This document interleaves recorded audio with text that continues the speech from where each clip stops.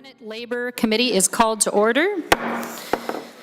Welcome, everyone. Today we have a full agenda, and we're going to begin today by hearing Senate File 747. Senator Hoffman is here to present the bill, and we are going to go ahead and start with the presentation of the bill, and as soon as we are officially at quorum, we'll announce that, and I believe there's an author's amendment, and we'll adopt that at that time. But we'll go ahead and begin now so that we can hear testimony and hear about the bill.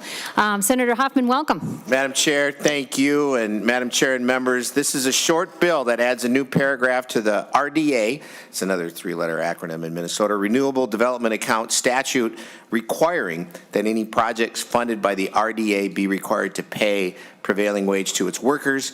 The argument for this change stems from the increase in clean energy projects Minnesota has seen in the last decade. There's been an increased interest in Minnesota's renewable energy sector, coming with a race to the bottom approach forbidding jobs that negatively impact wages for workers. Various out-of-state companies were better positioned to pay low wages on clean energy jobs, and a lot of these jobs brought in seasonal out-of-state workers. As a result, the state's local workers and our economies have not fully realized the benefits that are associated with our push for clean energy projects. So it's suggested that the RDA it was once morphed into a fund that is more akin to the general fund, but with the unique focus, Madam Chair, on renewable energy products.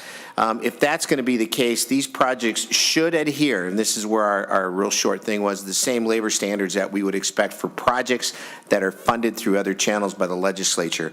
Madam Chair, with me is Andy Snope, the Legislative and Political Director for the International Brotherhood of Electrical Workers, Local 292, but you have 110s and some 393s and others with us too today, and Kevin Pranis, who's the Marketing Manager for LIUNA, Minnesota and North Dakota. So with that, Madam Chair, Andy Snope.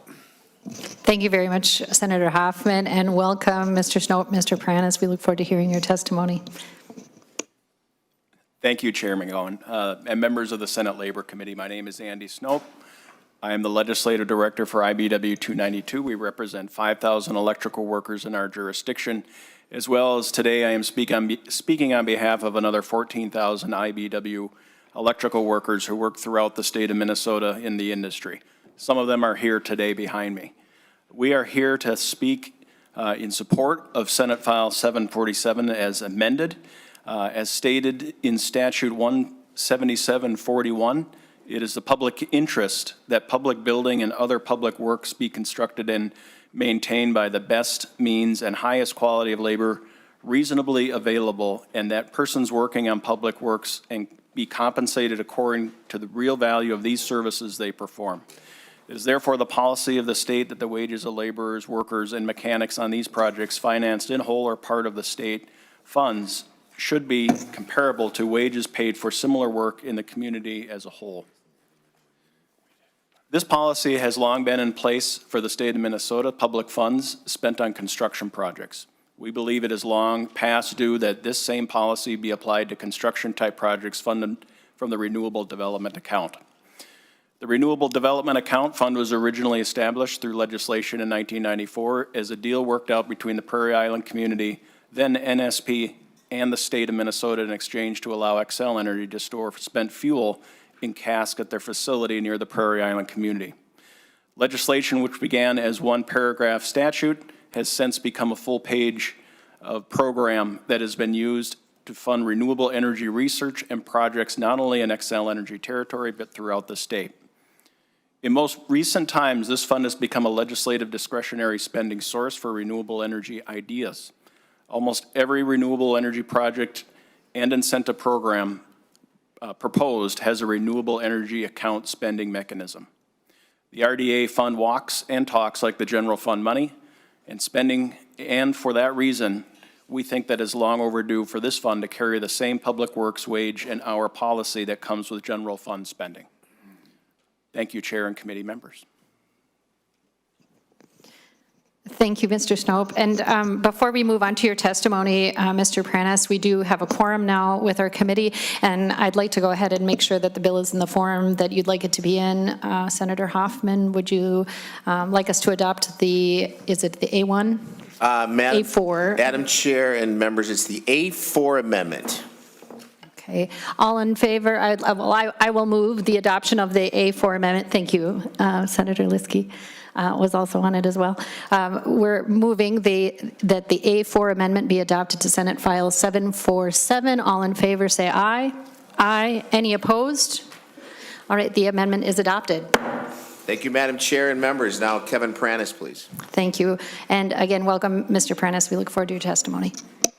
Thank you, Chair McEwen and committee members. My name is Kevin Pranis, and I'm here on behalf of LiUNA, Minnesota, and North Dakota, which represents 29,000 skilled laborers and family members who work across the state of Minnesota on a range of projects, including energy generation projects, as well as maintaining our gas distribution system and power plants.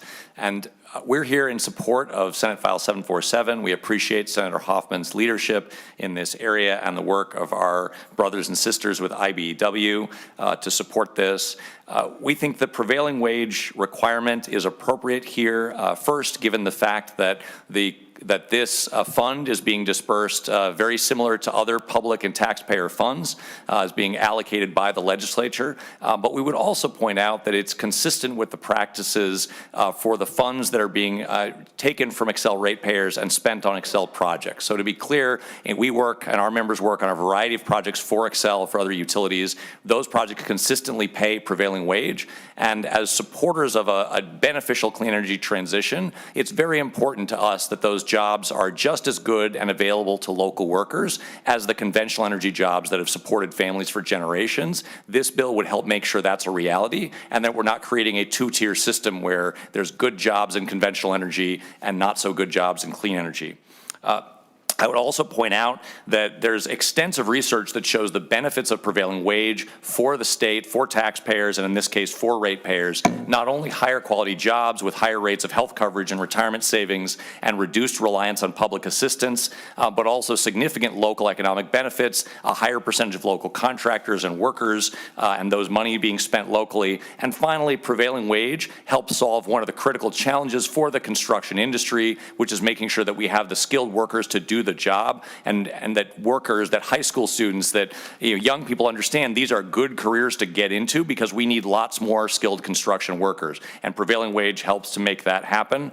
The peer-reviewed studies that have been conducted, including the gold standard for research on prevailing wage and non-prevailing wage projects, found no increased cost, which is fairly remarkable and might be counterintuitive. People might wonder, if the contractors pay more, how can the projects not cost more? And the answer is a higher level of skill and efficiency, right, and not having to go and do the work twice, which is, we're going to sort of measure twice and cut once, and that's what people get taught in the various trades apprenticeship programs and other non-union contractors that pay prevailing wage. They have that skilled workforce, and so there's no additional cost. The best study was done on schools that looked at side-by-side comparisons of prevailing wage and non-prevailing wage school projects and found no significant difference.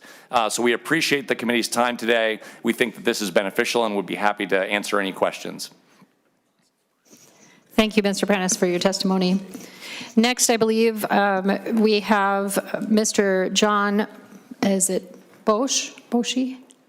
Beshi? Sorry. Welcome, Mr. Beshi, to the Senate Labor Committee. And if you would introduce yourself for the record, and we look forward to your testimony. Thank you. Thank you, Madam Chair, members. For the record, my name is John Beshi. I'm here with Associated Builders and Contractors, and thank you for the opportunity. Our 330 commercial and industrial contractor members and the 20,000 men and women that they employ are part of the 76% of the construction industry in Minnesota that choose to be merit shop craft professionals rather than be in a union. ABC is opposed to the expansion of prevailing wage mandates into areas of public and private projects in which they have not previously been mandated. While the funds in the RDA are administered by the state, these are otherwise private ratepayer dollars that go towards investments in renewable energy projects in Minnesota. Such mandates limit competition and can drive up the cost of these projects without any increase or guarantee in quality. In addition, there is absolutely nothing in prevailing wage law that requires local workers to be employed on these projects. In general, prevailing wage mandates increase the cost of labor and result in higher overall construction costs. The nonpartisan Congressional Budget Office has estimated that the repeal of the prevailing wage mandates would decrease federal construction costs by $24.3 billion over the next 10 years. So that's about $2.4 billion per year. For context, the total federal construction costs in 2022 were about $27 billion. This amounts to about an 8% increase resulting from prevailing wage mandates. On a more local level, our local Minnesota ABC contractors have also reported increased costs due to prevailing wage mandates. We have members who have bid on projects both ways, with prevailing wage and without prevailing wage, and oftentimes they've reported at least a 10% increase due to inflated wages and fringe benefits. That difference is even more stark in greater Minnesota, where many of these projects will likely be built, and skilled trade pay is typically lower than it is here in the metro. Artificially high prevailing wage rates eliminate the local bidding advantage and allow large construction companies from other areas or states to take away local economic development dollars. This brings me to my second point. It's been implied in the past that prevailing wage mandates ensure that only local contractors are used on these projects. However, this premise is false because, like I said, there's nothing in the prevailing wage law that requires as much. One example we have is in 2021, we had 2 Minnesota ABC contractors who were working on a wind project in southwest Minnesota. One of these contractors was actually based just half-hour away from the job site. Unfortunately, both contractors were told that they could no longer work on that project because they weren't in a union. As a result, these 2 Minnesota companies and their hardworking local craft professionals were off the job. They were replaced with a contractor from Wisconsin and union workers who had trucks with license plates from Nebraska and Texas. I bring this point up to illustrate that union membership and prevailing wage requirements are not synonymous with local jobs. Again, our members are part of the 76% of the Minnesota construction industry that aren't unionized, and we represent local workers. Prevailing wage mandates would not have prevented our Minnesota ABC contractors from being kicked off of that job site and being replaced by 9 local workers. My final point that I have to share today is that it's been implied that prevailing wage increases the safety and quality of work. Well, I would just say we have contractor members throughout the state who already build wind and solar and other renewable development projects for utilities and other private owners without issue. In fact, many of our contractors have been and continue to be subject to recruitment efforts on behalf of the building trades unions. If safety was a concern, why would time and money be spent trying to recruit our craft professionals? These efforts alone should illustrate the type of quality and safety records that our members bring to the industry and to these projects. As prevailing wage mandates continue to encroach upon private projects, our members are asking, what's next? Where does it end? It's unclear where that line is. We should be encouraging fair competition in the construction industry rather than enacting policies that make it more difficult to compete. In closing, we would urge the committee to vote no on Senate File 747 and to allow for fair competition when it comes to these projects. Thank you again, Madam Chair and committee members, for the opportunity to testify. Thank you, Mr. Besch, for your testimony.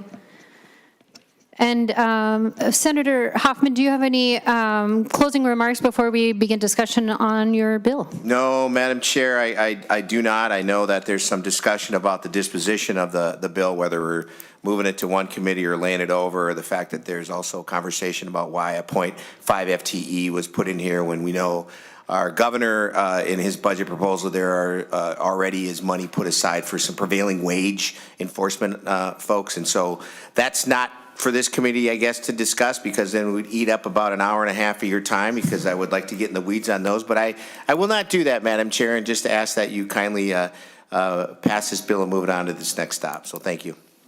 Thank you, Senator Hoffman. And members, we'll go ahead and move to discussion. We also have Department of Labor and Industry Director of Labor Standards and Apprenticeship, Jessica Gross, to take any specific DLI type questions in our discussion today.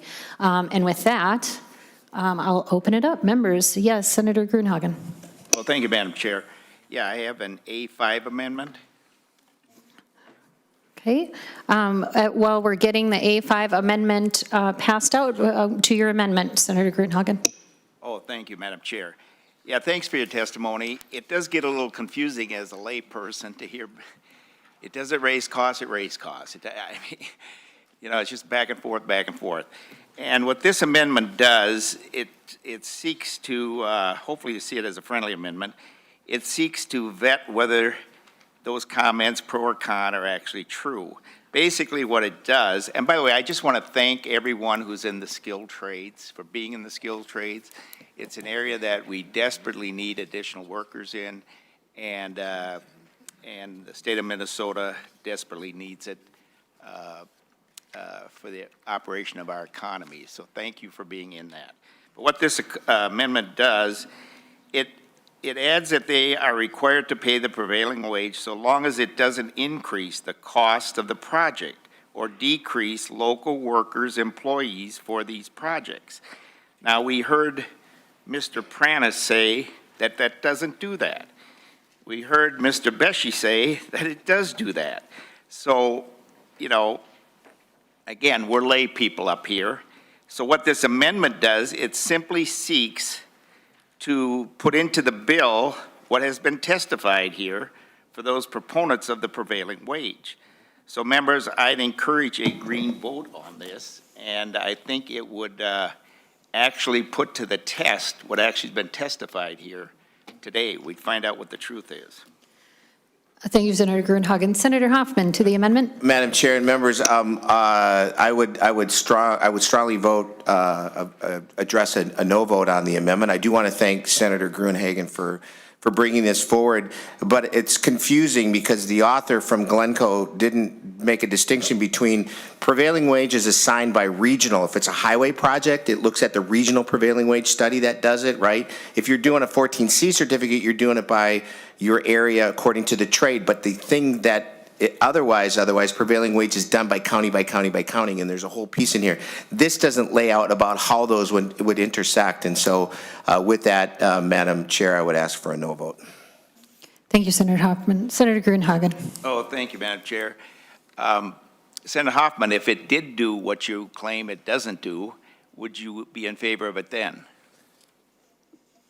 Senator Hoffman. Madam Chair and Senator Grunhagen, thank you for that conversation.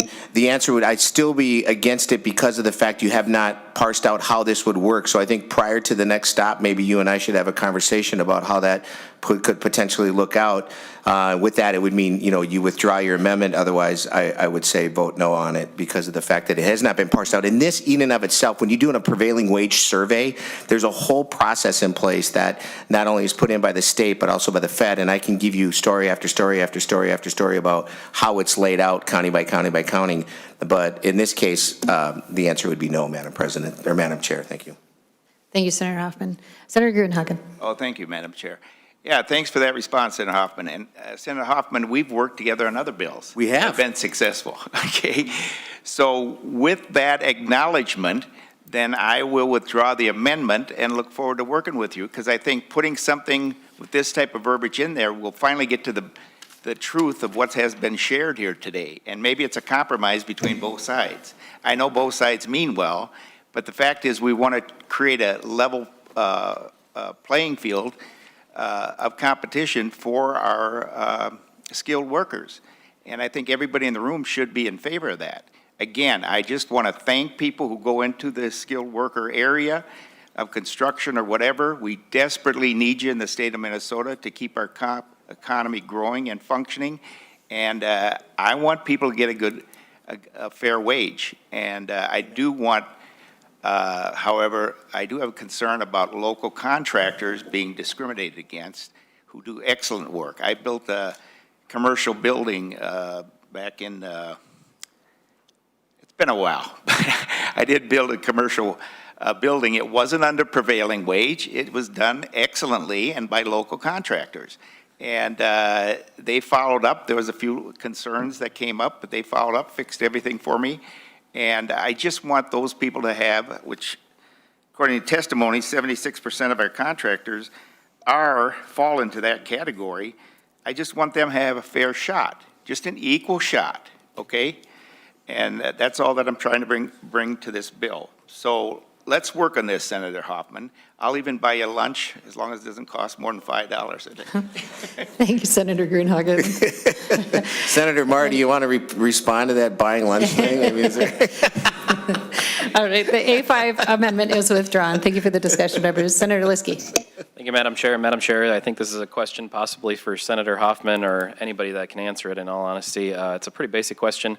Very new to the discussion on RDAs, and I'm trying to get a better understanding. How many of these RDA projects are already being covered by prevailing wage, and is this more of a codification to keep that in place, or is this more we are trying to change something here? Senator Hoffman or any of our experts who have offered testimony?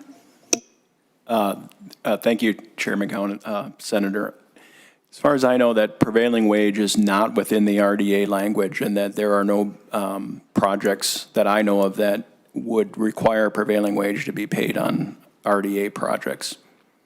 And Madam Chair? Yes, And the Senator. but clause to that is the way the RDA has been utilized in the past few years, it's almost like a general fund, which then we have the requirements, anytime it's a state project that and so this just consistently makes the language as clear to that general operating fund as anyway. That's all it is clarification. So thanks for that. Okay, thank you, Senator Liskey. Any further discussion, members? All right. Well, very good. I will just take a quick moment as chair of the Labor Committee to thank also all of the tradespeople who have come to our hearing today in support of this bill, in support of prevailing wage. And I would add that not only do we need you, we need your labor, but we also need you to be paid prevailing wage or better. You deserve to make a thriving living wage as a worker. So thank you for joining us today, and thank you, Senator Hoffman.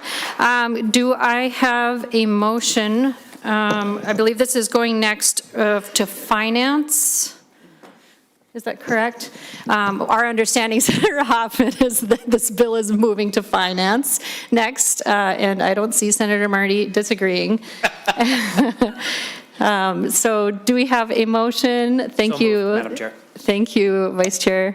Vice Chair Houschild moves that Senate File 747 as amended be recommended to pass and re-referred to finance. All in favor, please say aye. Aye. Any opposed? No. Okay. The ayes have it, and the amendment, the bill as amended passes. Thank you. Thank you, Madam Chair and members.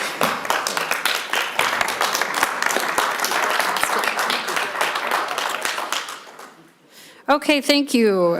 Next, we have Senate File 1566.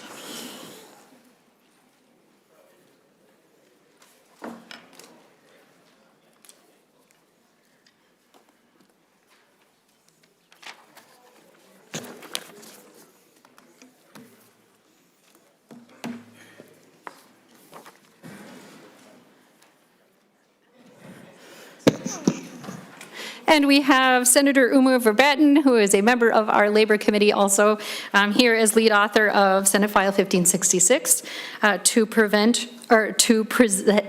her bill. I understand, Senator, that you have an author's amendment, the A2 author's amendment. Would you like to move your amendment? Yes, Madam Chair, I'd like to move my author's amendment. All right, all in favor of adopting the A2 amendment to Senate File 1566, please say aye. Aye. Any opposed? All right, the A2 amendment is adopted. Senator Oumou Verbeten, to your bill. Thank you, Madam Chair. I wanted to begin by also thanking all of our union brothers and sisters and siblings for being here. I think they all left the room, but it's great to have the Labor Committee packed in that way. And I also have a prevailing wage bill in front of us that is just more of a technical fix. Under our current law, Minnesota statute 116J.871 requires the payment of prevailing wage rates to construction workers on projects funded by deed economic development grants.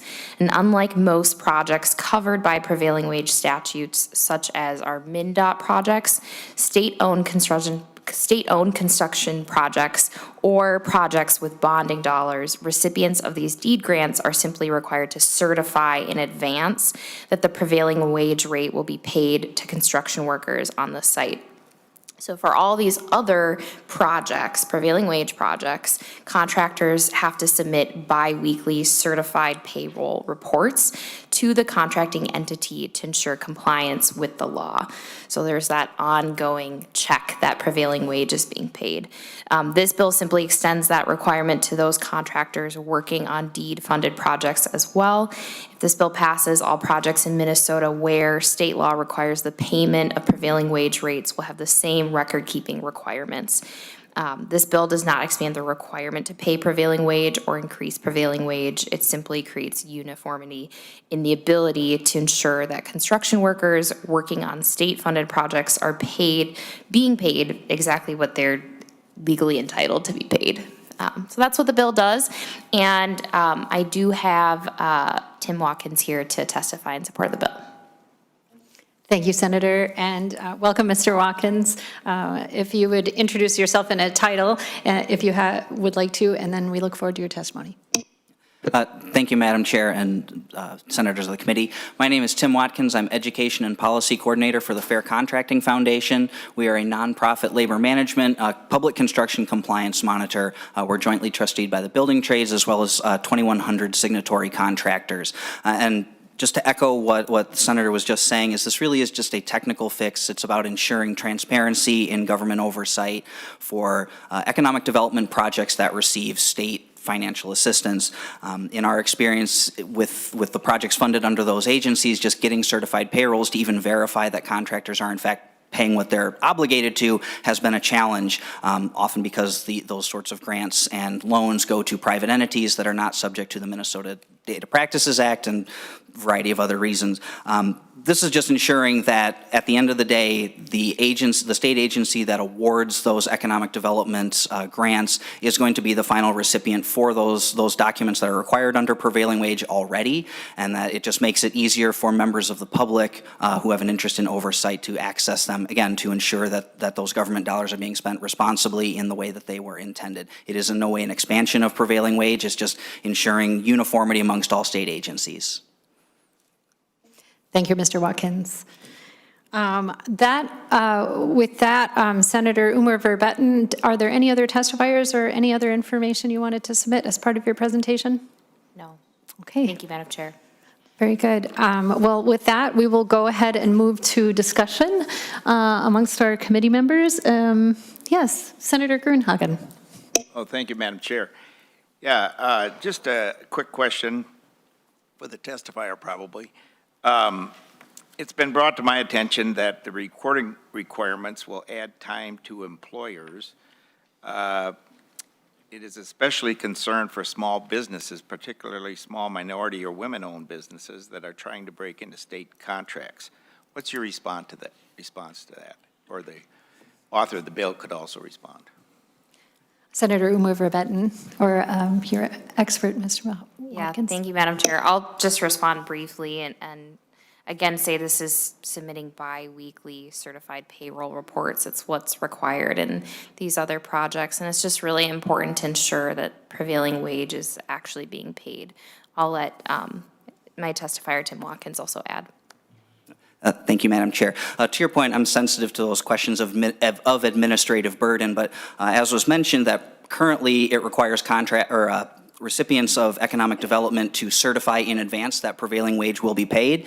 If you actually read through those certification pages that are submitted to the Minnesota Department of Labor and Industry, they specify on there that certified payrolls include part of that certification, and that if the department were to request those records, they had better exist. So that's already being certified in the grant agreements there. And so this is just ensuring that not only does MnDOLI have access to those records, but also members of the general public, as it is for other agencies such as DOT, MnSCU, DNR, et cetera.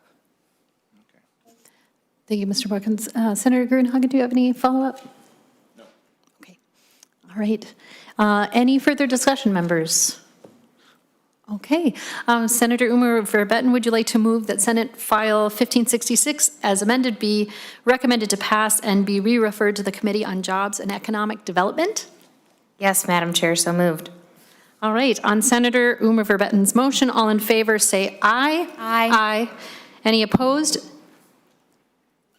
All right, the motion passes. Thank you, Senator. Right, next on our agenda this afternoon, we have Senate File 1621.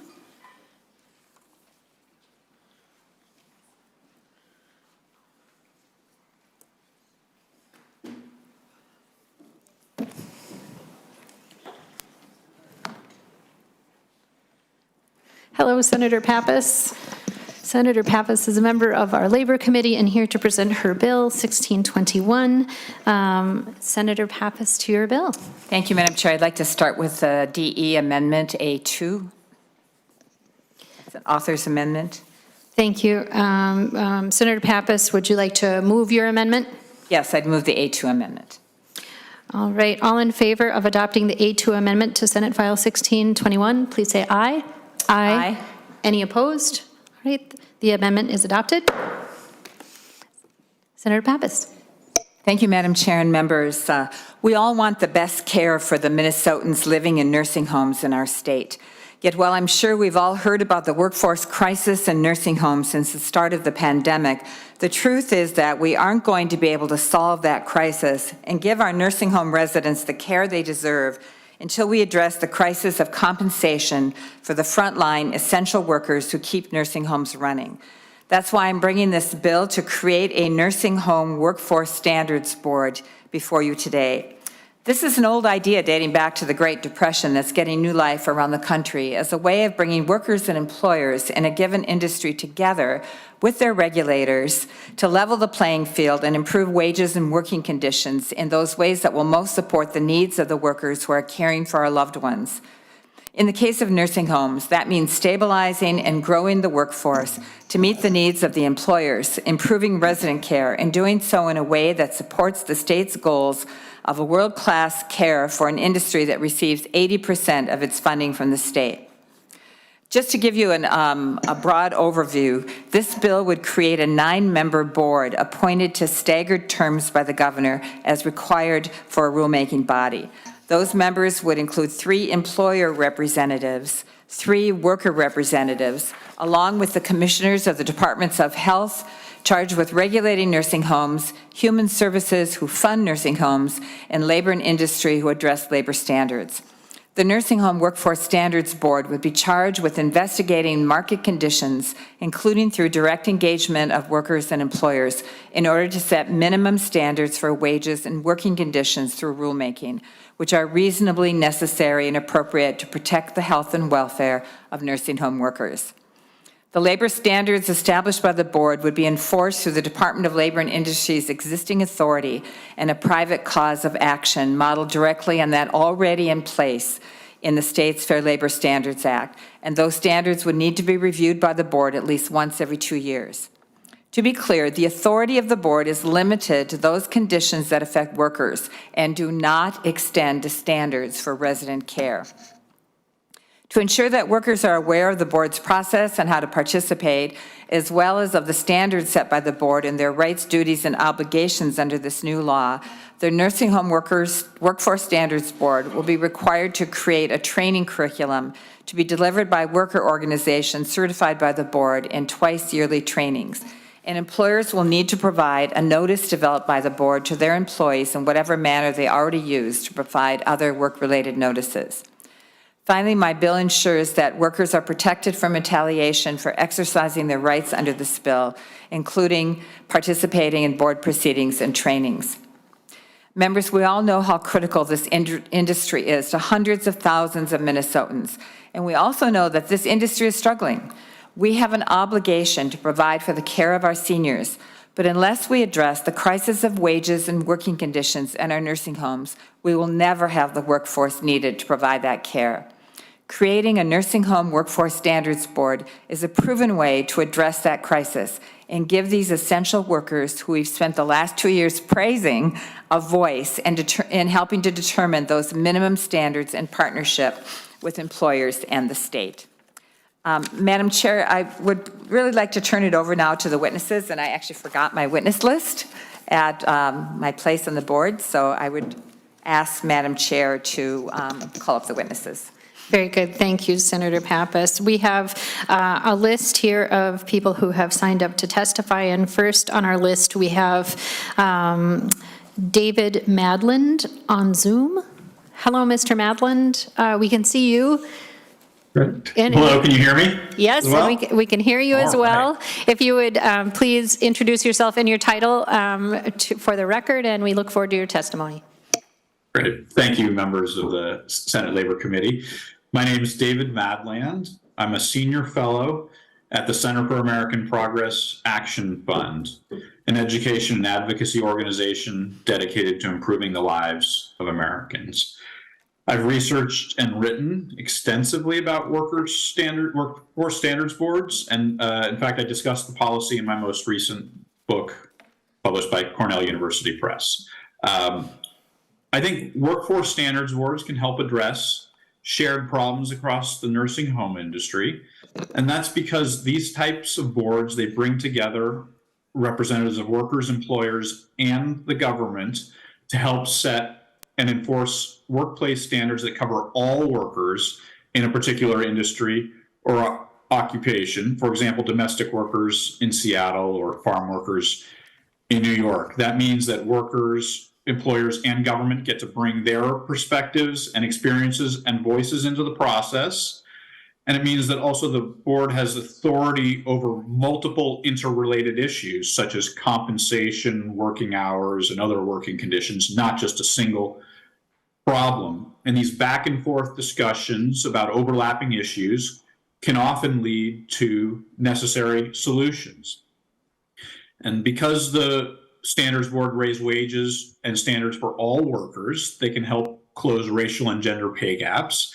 They also, by promoting similar compensation for similar work, can create a level playing field that encourages firms to compete based on productivity and innovation rather than low compensation. And that helps ensure that high road firms that pay good wages are not undercut by lower road competitors. The Standards Board model has been proven successful in a number of cities and states throughout the country. A handful of states, notably New York and California, have had similar laws on the books for a century. And indeed, in 2015, the state of New York used its law to convene a board, in their case, a wage board, they called it, for fast food workers and raised standards in that industry. And just since over the past few years, 6 states and 3 local governments have enacted new standards boards laws. Michigan in nursing homes, Colorado for agriculture, Nevada for home care, California for fast food, New York for farm laborers, as well as the city of Seattle for domestic workers, Philadelphia also for domestic workers, and Detroit for a number of industries.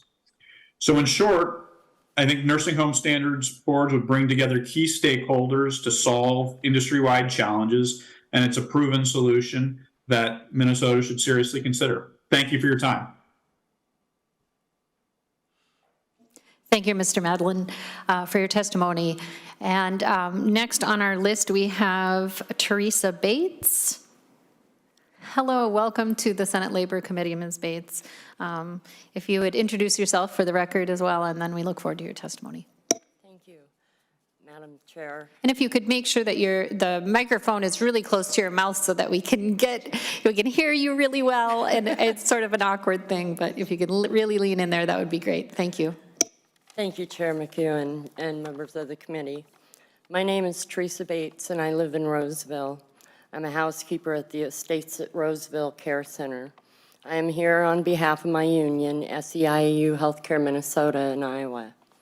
Our union represents about 50,000 healthcare workers around the state.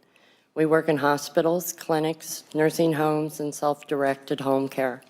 We support the Nursing Home Workforce Standard Board. I have worked at Roseville for 5 years. Before that, I worked in long-term care in Washington for almost 20. And all my time working, short staffing has never been worse. At my facility, we have 2 housekeepers to do the work that 4 people used to do. 2 people have to clean the whole building of 120 residents. Every day, I had to answer dozens of residents' call lights because there was no other staff available to help. Nursing homes are already one of the most dangerous jobs in the country. Working without enough staff makes them even more dangerous for workers. Last year, because we did not have enough people, I worked 23 days straight. Eventually, your body just breaks down. Eventually, I tore my bicep tendon and was barely able to lift my arm. I have had to work light duty since. Injured workers like me make our short staffing problems worse. I have recovered a little bit and can now work in the laundry, but I don't know when I will be back to full duty. If we had adequate staff, I would not have gotten hurt. When we hire new staff, we can't keep them because wages are so low. We just hired a woman named April. She loved her job and was really helping, but she just quit to take a job at the post office. They offered her a lot more than the $14.60 an hour she was making at the nursing home. We used to joke about how stressful it was to work in a post office, but now it is a better place to work than a nursing home. I am not a policy expert, but I can tell you what it feels like in a nursing home. We don't get treated with respect. Our managers pay us as little as they can get away with. Right now, I am fighting for a 10% raise that was promised to several of us. The problem is not just a lack of funding. The business press says lots of people are making money from nursing homes. More of that money should go to all of the workers. To get more money for workers, you have to give them the power to set standards. I am lucky. I have a union and I get a voice. But too many workers don't have that choice. This bill wouldn't give them a union, but it would give them some say. We know there are good people in management. They face many of the same challenges we do. All we want is a chance to sit down with them and build something that gives our seniors the care they deserve. Please vote yes and support Senate File 1621. Thank you. Thank you for your testimony, Ms. Bates, and for your work. Next, we have Rosemary Tesey. I apologize if I mispronounced your last name. If you would please introduce yourself for the record, and we look forward to hearing your testimony. Chair Mike Hewan, my name is Rosemary Tesey. I live in Brownsville. I have worked at the Estate of Friendly Nursing Home for 14 years. I am a trained medication aide. I am a member of SEIU Educare Minnesota and Ohio. When people come to work at our nursing home, they ask, how come you work here? New employees say, this job is really hard and you don't make any money. Then they quit. They get an easier job and earn more money. That makes the old employees think they should quit too. It makes me think about quitting. When I started, there were 3 people to do the job, but we kept losing staff. Then COVID hit. Now I often have to do the old job just by myself. My job is to give people their medicine. They need to get their medicine on time. But with just one person, I cannot do it on time.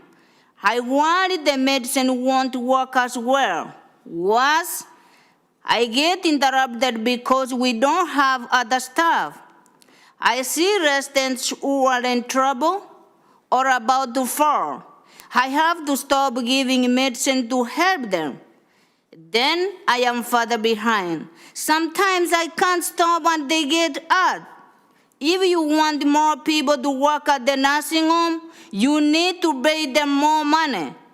I have worked for a long time. I have extra training, but before COVID, I made about $18 as a TMA. Before COVID, I worked for years without a raise. I don't make enough to feed my family. I have 2 daughters, one 6-year-old and one 4 years old. I want to make enough money so that I can fix my car. I need my car to get to work, but they do not pay me enough to keep my car running. I want an easier life. and a chance to be happy. Managers always makes us fight for more money. If we did not have a union, they could not pay us more. Workers need more power. We need to make them pay us more. Please vote yes, thank you. Thank you, Ms. Teasy, for your testimony. Thank you for your work. Next, we have Jessica Groves with the Department of Labor and Industry to offer testimony.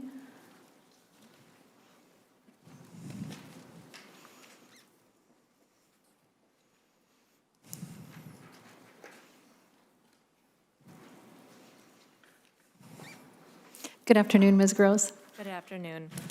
Thank you, Chair and members of the committee. My name is Jessica Gross, and I am the Director of the Labor Standards and Apprenticeship Division at Minnesota Department of Labor and Industry. I'm pleased to testify in support of Senate File 1621, establishing a nursing home workforce standards board.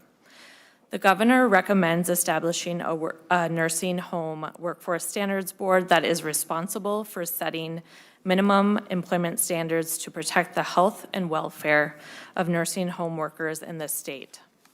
Minnesota nursing home facilities provide vital care to some of our most vulnerable citizens.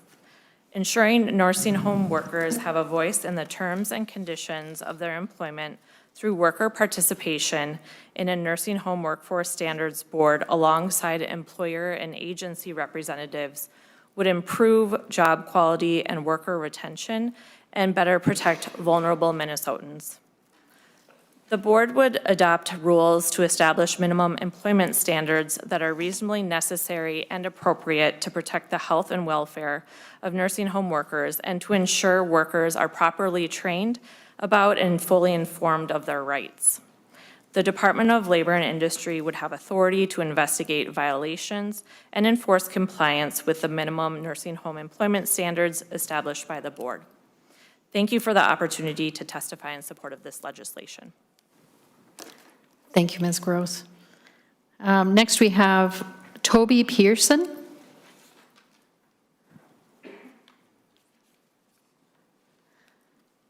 Welcome to the Senate Labor Committee. Mr. Pearson, if you would introduce yourself for the record, and we look forward to hearing your testimony. Madam Chair, members, my name is Toby Pearson with Care Providers in Minnesota. Today, on behalf of the Long-Term Care Imperative, I will be joined by my colleague, Ms. Hupert, who will do the second half of our testimony, and she can introduce herself at that time. First, I'd like to say thanks to the author for meeting with us to begin discussions around this proposal.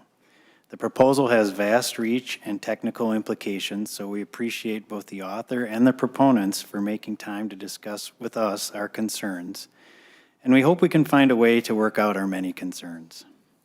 A nursing home workforce standards board has been described as a training bill or an attempt to improve wages and staffing at our nursing homes.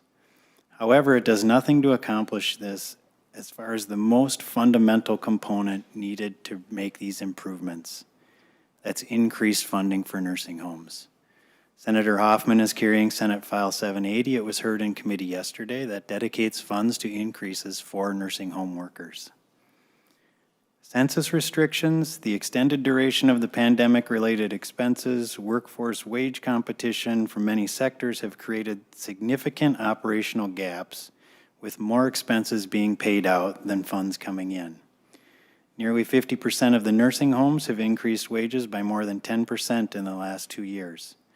But those costs are not currently reflected in their rates. We have to wait 2 years to get the money that we spent back to us. Facilities have also spent thousands on PPE testing, other pandemic safety improvements, which have also not been accounted for under the current payment system for nursing homes. To address our caregiver shortages, we need permanent funding from the legislature. To put a finer point on the condition of the nursing homes, we are currently down about 20% of our workforce. This is causing access problems. You hear about hospital backups all over the state. You hear about denials of admissions. These denials are both from the hospitals as well as from folks from the community. Last fall, in 1 month, we had 11,000 denials of admissions. Long-term care has closed or weighed away 2,400 beds in the past 2 years. That's the equivalent of 48 medium-sized or 50-bed facilities. The main reason for these actions is a lack of workforce. The bottom line is that we need more funding. We also have some very serious concerns regarding the current proposal. As has been stated before, this model has actually not been used, this particular model has not been actually used in nursing home settings in any state across the nation. There was, as I believe the testifier mentioned, a Michigan model that had an advisory group that came back to the legislature and the governor, but this model goes beyond that. The proposal sets up an appointed committee that does not function like other labor negotiations at a negotiating table where both sides have to come to an agreement. Instead, the appointed board can move forward with rulemaking without reaching consensus. Minnesota does have a model of management and workers working together in the form of the Workers' Compensation Advisory Council, but that model requires a different voting structure than this one. The appointed board would have virtually no legislative oversight. Instead, the governor appointees and the department folks determining many issues that would typically be negotiated at a union bargaining table, or another example would be like the PCA contract negotiations that come back before the legislature for ratification. While we have many other questions regarding the budgeting, facility payment implications, we think those will be handled better at Health and Human Services. We also have some other concerns about the bill, but I believe those will be handled in other committees as well. I will turn it over to my colleague, Ms. Hupert, to cover some more specific concerns and look forward to continuing to work with the advocates and the author to hope to address some of our concerns. Thank you, Mr. Pearson, for your testimony, and welcome, Ms. Hupert. If you would also introduce yourself for the record, and we look forward to hearing your testimony as well. Thank you. Thank you, Madam Chair, members of the committee. For the record, my name is Erin Hupert, and I am the VP of Advocacy for Leading Age here on behalf of the Long-Term Care Imperative. So to pick up where my colleague left off, I will draw your attention to a few concerns by section. It's certainly not an exhaustive list, but hopefully serves to demonstrate where some of our outstanding challenges lie. So Section 4, definitions. Subdivision 7 of the newly adopted Delete Everything defines a nursing home employer. That current definition is fairly broad and could impact non-licensed certified businesses who have employees who also work in a nursing home but are not themselves a nursing home. Take, for example, an attached hospital. Subdivision 8, nursing home worker, also overly broad and could include ancillary service staff like therapists or lab technicians, medical staff like a medical director. We're also unclear how this definition would treat supplemental nursing staff and their employers, so temporary nursing pool.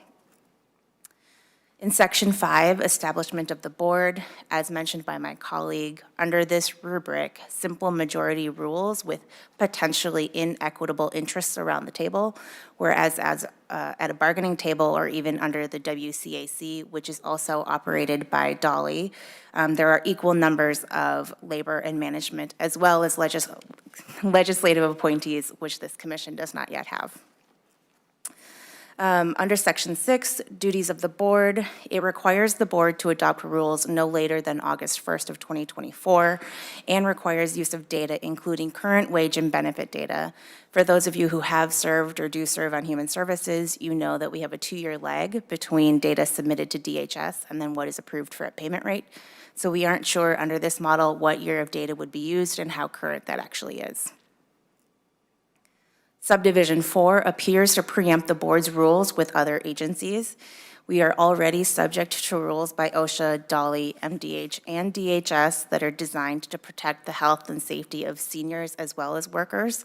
So if you look at 5.24 as an example, it appears to add occupational health and safety standards under the board's purview. We are unclear at this point how that is reconciled with those already established by Dolly or OSHA.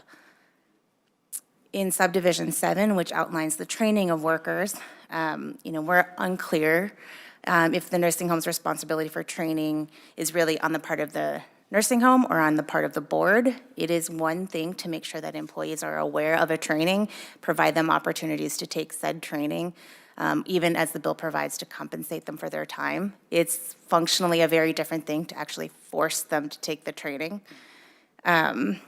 Related to that, the contact information in the training section appears to be an opt-out rather than an opt-in, which really means that the employee must actively seek to protect their privacy if they don't want it shared, rather than that being a default.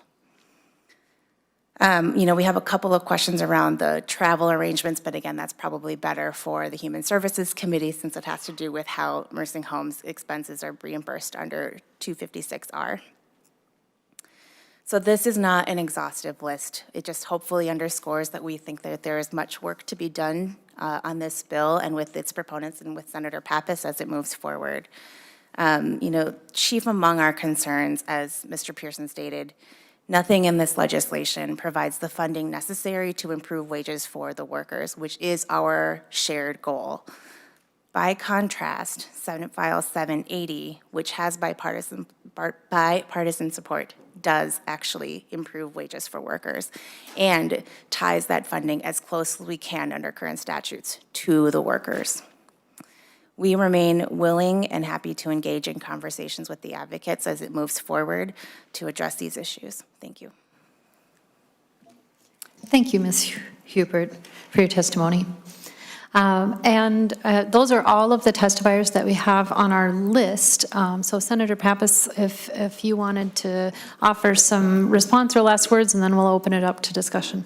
Thank you, Madam Chair. And I did have one meeting with the two witnesses who just testified, but I certainly did not get an exhaustive or even a list this long in our meeting. They just mentioned a couple things to me. So I think that this bill is going to a lot of different committees. Negotiations are continuing. Some of those things do involve human services, perhaps judiciary, perhaps finance. And we all agree that we need more funding into our nursing home industry, and that we need to raise wages, and we need to have properly trained employees, and also employees that understand what their rights are and have a voice in what's happening at the workplace. I think we're seeing really a growing movement across the country, and workers just really wanting to be more involved in how decisions are being made at the workplace. And this is an industry that is heavily financed by government, perhaps not adequately, but perhaps, there are a lot of out-of-state national corporations that own nursing homes, and I think it's a good idea to question where some of that money is going, if it's not going into reasonable management costs and certainly workers' salaries and benefits. So I would appreciate it if the committee would move this bill forward. I believe it's going to state gov next to look at the board and the rulemaking authority. I believe we have it. I had a note that it was going to Human Services That's fine. next. Okay. Human Services next. All right. Okay. Thank you, Senator Pappas, for your presentation. Members, discussion about the bill. Yes, Senator Dornick.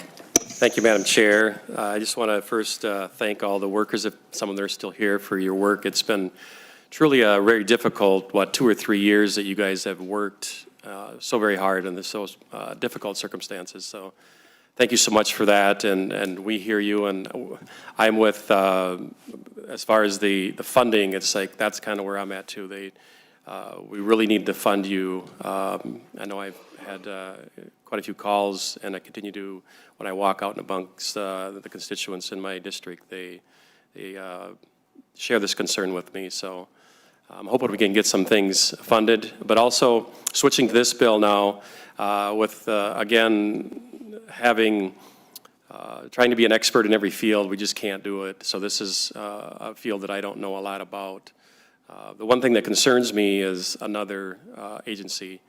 So I'm not necessarily against it. I really liked what the testifier talked about was the Workman's Comp Board. That I think maybe that's the model we need to follow in this too. It just seems like that would be a balance of all, and not being quite so another agency. So I guess, Senator Pappas, would you be willing to maybe follow that model? Is that something that maybe would be a good model to follow? Senator Pappas? Madam Chair and Senator Dornick, I think the advantage to this model, and it is a new model, and we shouldn't be afraid to try out new things, is that you do also have the regulators at this level of the board, and those who are involved with the funding, who work for the governor, who are involved in coming up with the money that we need to adequately fund our nursing homes. So I do think it's important to have them at the table. I don't know about the unanimous support that the Workers' Comp Board requires. I think that may be too high a standard in this case, to have one person be able to hold up decision-making. I don't think that's such a great idea. Here, it does require a majority, so in that case, I think that would be adequate. But just the opportunity to have these kind of discussions between those representing management, those representing workers, and government, I think just bringing those three together to try to solve some issues and solve some problems to really help the industry is important. Senator Dornick? Follow up, Madam Yes. Thank you for that answer. So I guess my follow-up would be, is there a way that we could include legislative input in this some way, so that we as a legislative body are involved in these conversations? Senator Pappas? Madam Chair and Senator Dornick, I'll give that some thought. I mean, I think that could be something that state government decides that they want to do, because they really are going to zero in on the board itself. If we want to have legislative representation, I don't know. It's kind of I don't know how many legislators would be really interested. It sounds like it'd be kind of a tough thing to do, to be in these kind of direct negotiations that are going on. So, but I'll give it some thought. Senator Dornick, any follow-up? Thank you, Senator Pappas. So I guess I would just, the legislative body is, we got three branches of government. I just think it'd be really great, or not really, the way our government is formed, that it's really important to have that. And I know there's some very highly qualified, Senator Abler, Senator Hoffman, and I know there's others too that would be a great voice on that board of some sort. So with that, I actually have an amendment, if I can find it here, the A3, and, sorry, go ahead. Senator Dornick, to your A3 amendment, if you would like to discuss it while we have it passed out, thank you. Madam Chair, could I just say something in response to the last comment? Yes, yes, Senator Pappas, go ahead. Because it just occurs to me that if the board does something that's inappropriate or wrong or whatever, the legislature can still overrule the board. So the legislature does still have some authority here. That's all. Thank you, Senator Pappas. Senator Dornick, to your A3 amendment. Thank you, Madam Chair. And this is just kind of suggestion, just throwing out there to increase the size of the board is all this is doing. So instead of 3, it's adding 2, so it'd be 5 total for the employee and the employers, and then still having the 3 commissioners that are appointed. Just giving a little bit more voice to those boots on the ground, those that are in the workplace. So giving them a little bit more voices. And then also just a little diversity to have at least 2 of those members must reside outside the metropolitan area. So then we get Greater Minnesota and metropolitan area as they're different. And then the last one is that we make sure when there was a vote, and this is kind of trying to, the point you made about unanimous, that is a tough threshold to hold or to get. So this one would just have that a majority, but having 1 vote from each of those employee, employer, and the commissioners in that majority. So that is what the amendment is. Thank you. I'm asking for a yes vote. Thank you, Senator Dornick. Senator Pappas? Madam Chair, so Senator Dornick, you're raising the employers and the employees representation from 3 to 5, is that correct? Madam Chair. Senator Dornick. That's correct, Senator Pappas, yes. Okay. And then you're saying that at least 2 members, non-designated, must reside outside the metropolitan area? Correct, yes. And why do you think we should go from 3 to 5? Senator Dornick. Like I mentioned, that it's always, I think, the people that are in the business, they're there every day, they're working, and so I'm just saying the voice is more from the workers and the employers. And I think we both know that as we get up here, we get busy with other things, and they have the focus of what they're doing, and I think that having their voice in a little bit more numbers is important. Senator Pappas. So to outnumber the commissioners and their representation, or their Senator- representatives. Sorry, Madam Chair. Oh, no. Senator Dornick. Yeah, that is correct, Senator Pappas, yes. Madam Chair and Senator Dornick, I guess I just need time to think about it. I don't know. I wish you'd shown me this before. I'm just not understanding exactly the advantage. Maybe between here and state government, we could talk about it some more, about why this is a good idea. And I don't have a problem with the outside the metropolitan area, because there's a lot of nursing homes outside the metropolitan area. I'm sure the governor would do that, actually, but I don't have a problem with that. Or regional balance. You know, you certainly want people who are knowledgeable and experienced, but you can find that all over the state. And then the second half of, the bottom half of your amendment, making sure that at least one person from each of these 3 groups votes for whatever is the final solution. That's an interesting idea. That is closer to developing more of a consensus, but not all the way to unanimous. So, I mean, that's worth thinking about. I just can't, I feel like it's not a good idea to make a decision on the fly, especially when we have so many more committees we can go to. So I'd like to just think about this some more and have more conversations with, you know, the Dolly and the governor's office and some of the other stakeholders that are involved before deciding. Senator Dornick. Madam Chair, I appreciate that. Thank you, Senator Pappas. So with that, I will withdraw the amendment, and if we can get together and talk about that after you get some more input from Dolly and those commissioners.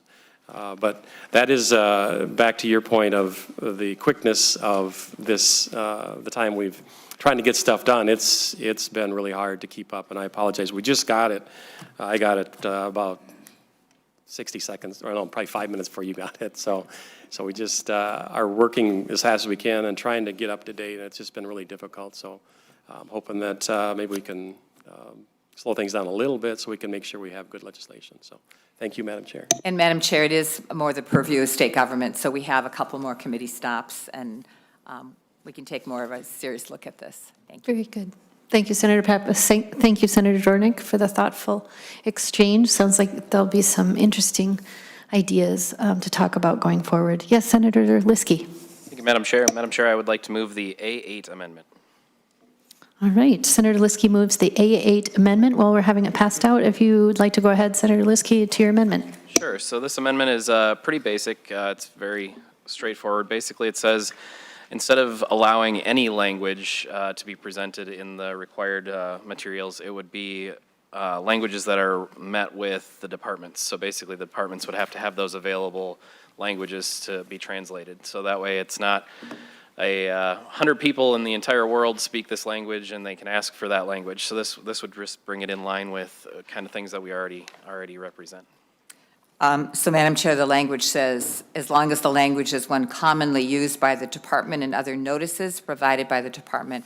Maybe we could ask Ms. Gross to come forward and find out what other languages are commonly used by the department. Excellent idea, Senator Pappas. It might be, Madam Chair, it might be why she's coming up. It might be hard to be, for them to be, cover all the languages. It really depends who's working at the nursing home. Really, and people work at the nursing home from all over the world as immigrants come to Minnesota, and they're the ones that take these low-paid jobs to start out with. And so we really do rely on them, and we want them to understand what the laws are and regulations are.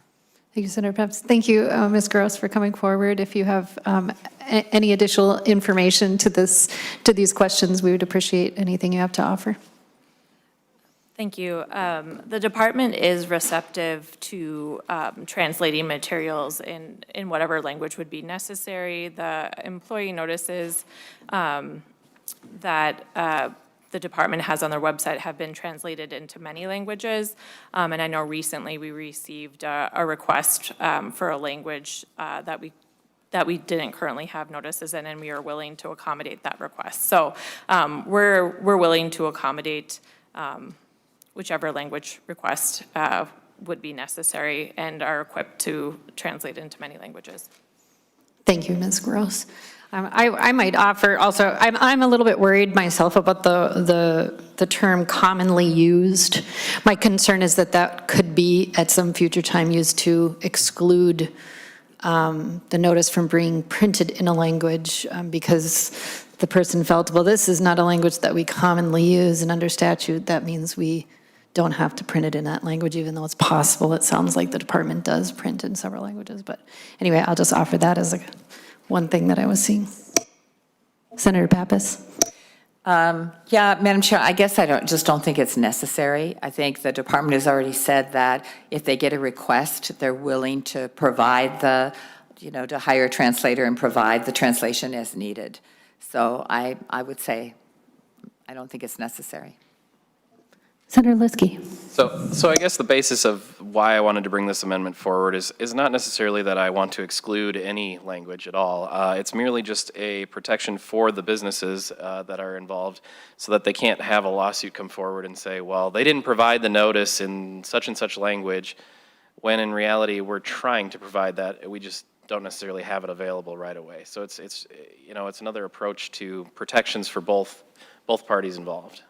So it's not me trying to say, hey, like, put a gotcha amendment here forward. It's just me saying, I'm worried that there are languages out there that many don't speak and we don't have available, as we just heard, some of these languages aren't available yet in translation. And so, yes, I understand the commonly used by, it could be concerning, and maybe we would amend that. But what I'm getting at is I'm worried that if the notices aren't provided in the language, that somehow an employee could then sue their employer.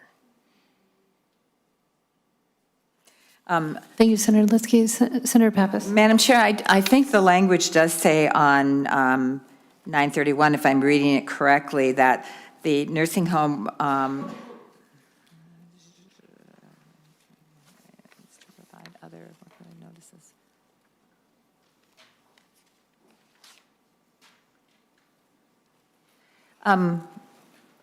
Madam Chair, I think that there's some confusion here between whether the nursing home employer provides the notice in the language or Dolly provides the notice in the language. Yes. And I think that we can probably, Senator Liskey, I think you brought up a good point, and that we'll just work out an amendment for that says that Dolly provides the notice, because that would make more sense. That they would do it, rather than each nursing home having to do it on their own for maybe the same language group that might be at other nursing homes, that there should just be, upon request, Dolly would provide the notice. So I'll make a note to make that correction. Thank you, Senator Pappas. Senator Liskey. Thank you, Madam Chair. Thank you, Senator Pappas. That was really my main concern, is that these employers could suddenly be on the hook for something that they didn't know was coming. They hired an employee, they're trying to help these employees get gainfully employed, and suddenly they're in trouble because they don't have that language. So I think Dolly would be the one that I would hope would be responsible for that. Thank you. Senator Liskey, I just will pledge to you that we'll make that correction. Thank you. Thank you. So I will withdraw my amendment. Thank you. Thank you, Senator Liskey. The A8 is withdrawn, and we'll see some further discussion on that topic. Thank you. Members, any further discussion? Yes, Senator Grunhagen. Well, thank you, Madam Chair. Yeah, thank you, Senator Pappas. It sounds like you're committed to working with the concerns that came up from the other group as this bill moves forward, and I do appreciate that attitude, okay? So I think there's some things that can be addressed in terms of their concerns. I know especially Mr. Pearson, from having been in the House, and he is very knowledgeable, and he wants what's best for the situation also. The other thing is I just want to say to the workers, you're doing God's work. My mother was just in the nursing home, God rest her soul. She passed away in April of last year. And, you're just angels taking care of our most vulnerable. And I strongly support additional funding for our nursing homes because I want it to get to the employees. So it'll be one of my principles is that it actually gets to the employees because I know some of the work that you do isn't just for everybody, and you're losing people to, gas stations or other places versus this critical work. So, I guess this bill doesn't provide any additional funding, but I'm sure we'll see some going forward. The other thing I'd say is that I really do like the Workman's Comp Advisory Council model that Senator Dorn mentioned. It just, one of our founding principles of our country was absolute power corrupts absolutely, okay? So, there's nothing wrong with them coming up with recommendations, but I think it needs to be vetted by the agency and also by the legislature. And that's part of our job is oversight. And I know they can make something up and we can address it, but it has to go through the House, the Senate, and get to the governor to make a change on it. Where if we can do this ahead of time where the damage isn't done yet, I think that is a better approach personally. Okay, that's just my input. Madam Chair, Senator Grunhagen, is your concern that you want legislators on the board, or is it back to the workers' comp model? Or both? Senator Grunhagen? Well, thank you, Madam Chair. Yeah, thank you, Senator Pappas. No, I would like it to go through the legislative process so that they could make a recommendation similar to the Workman's Comp Advisory Board, but then we'd actually vote on it and vet it through committee. And I just think it produces a better product down the road. So the first amendment I have, and I have two amendments, is the A4 amendment. And all it... Senator Grunhagen, before you introduce, Senator Pappas, did you have any comment on the last part of that discussion? Okay, thank you. To your amendment, Senator Grunhagen, and we'll have it passed off. Yeah, the A4, basically all it does is it allows the board to do less if they want versus more. So right now, the way the bill's written, if I'm understanding it properly, they can only do more. What this amendment would do is allow them to remove certain regulations or things that they came up with that aren't working well to be able to modify them and make them less restrictive. So I think it is a friendly amendment because it just gives flexibility to the board in terms of the requirements that they're coming up with. So I hope you'd see this as a friendly amendment, Senator Pappas. Madam Chair and members, Pappas. so it's page 5, line 6. You're deleting or any standard previously established by the board. Correct. Well, Madam Chair, I think that language is in there so that as just kind of a protective language, so that the board doesn't go backwards and say, well, okay, now we can, reduce salaries or reduce benefits. So I'm not sure, I don't think that your amendment is helpful in taking away that kind of assurance to the workers that really we're trying to move this conversation forward and, have more competitive wages and more competitive business benefits to keep workers and retain workers and recruit workers. So I would oppose the A4 amendment. Thank you, Senator Pappas. Senator Grunhagen. Oh, thank you, Madam Chair. Thank you, Senator Pappas.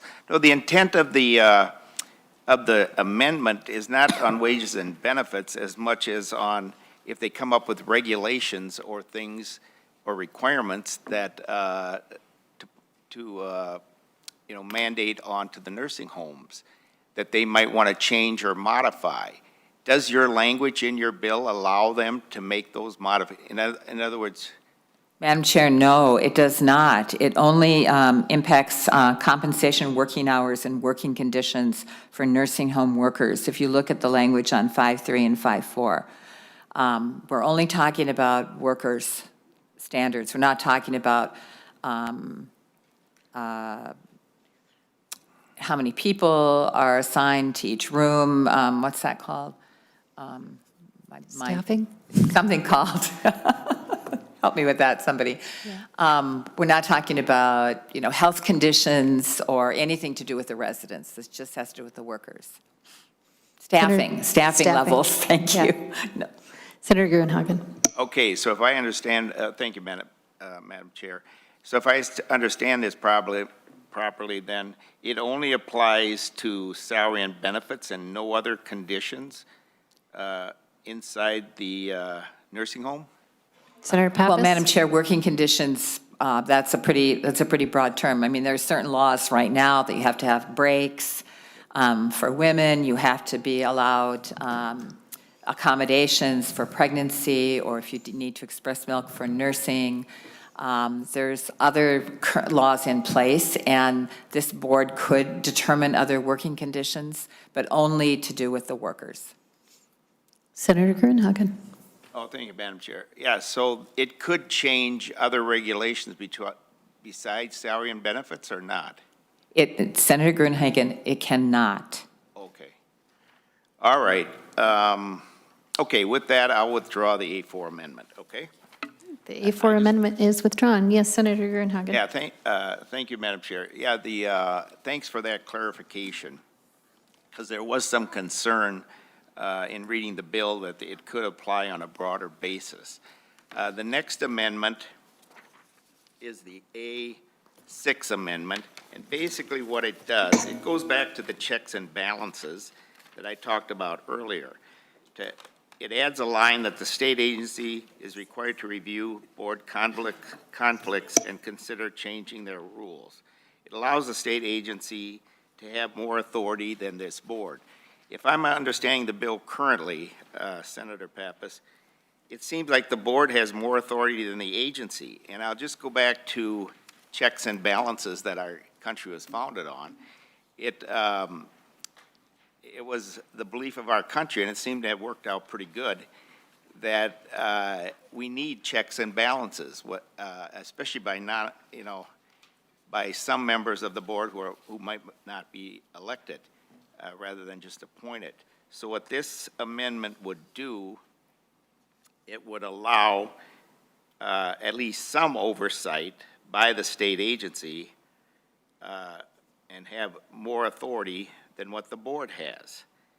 I'd like to, Madam Chair, I'd like to see what Senator Pappas's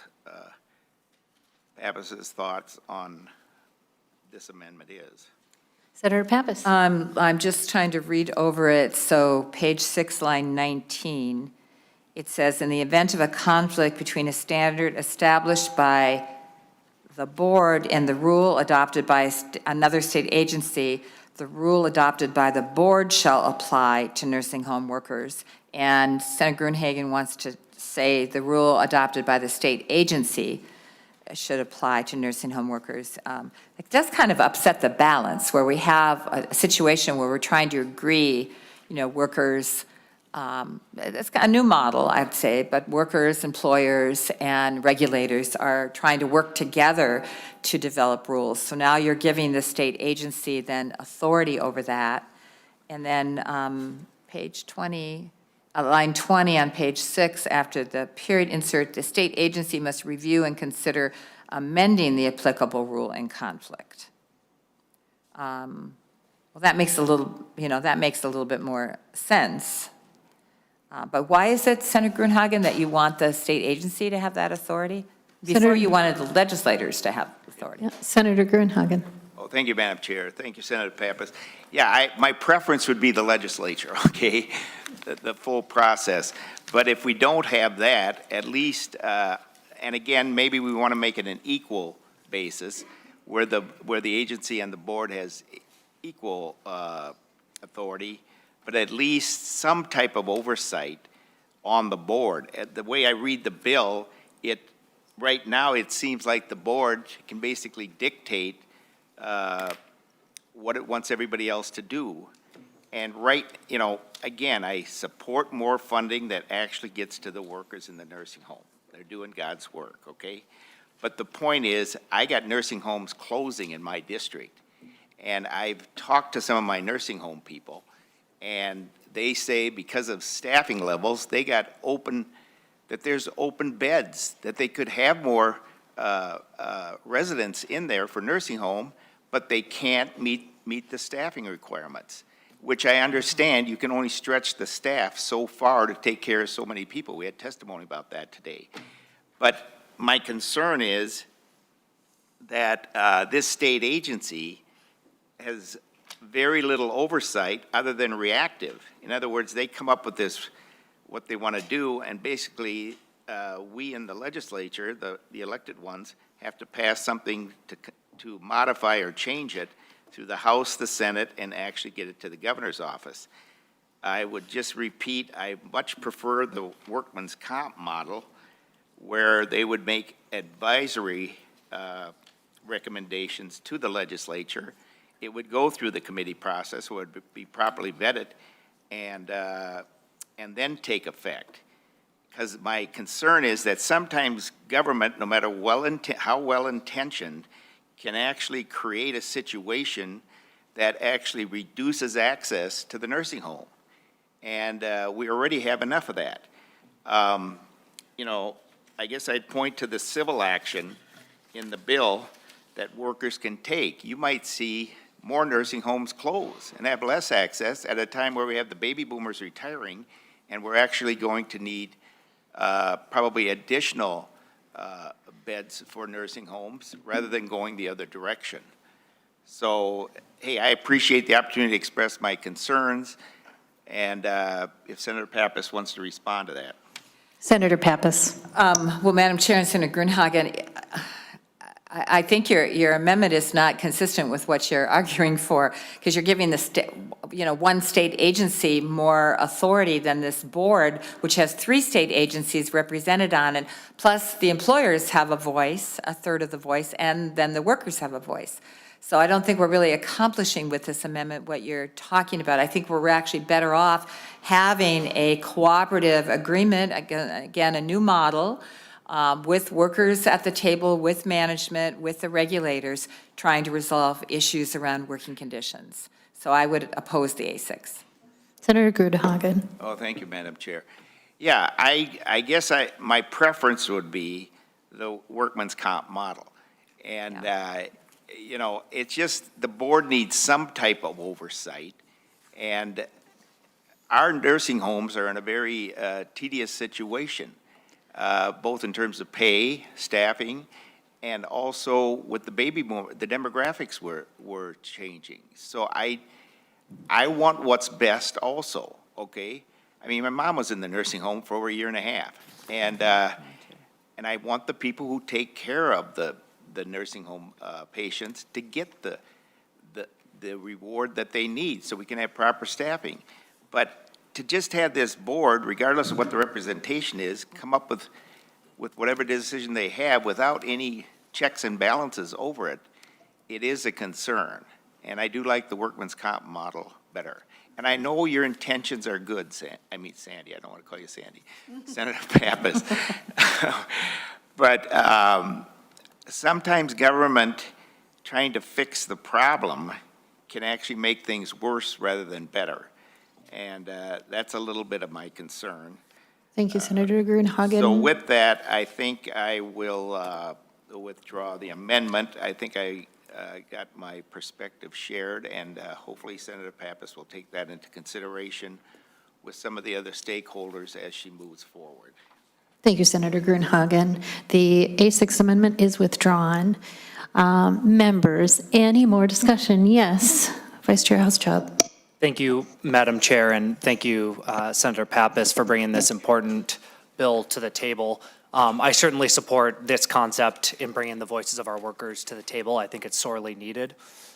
We unequivocally know that our nursing home workers are facing some of the biggest challenges, I think, in our country and in our state here in Minnesota.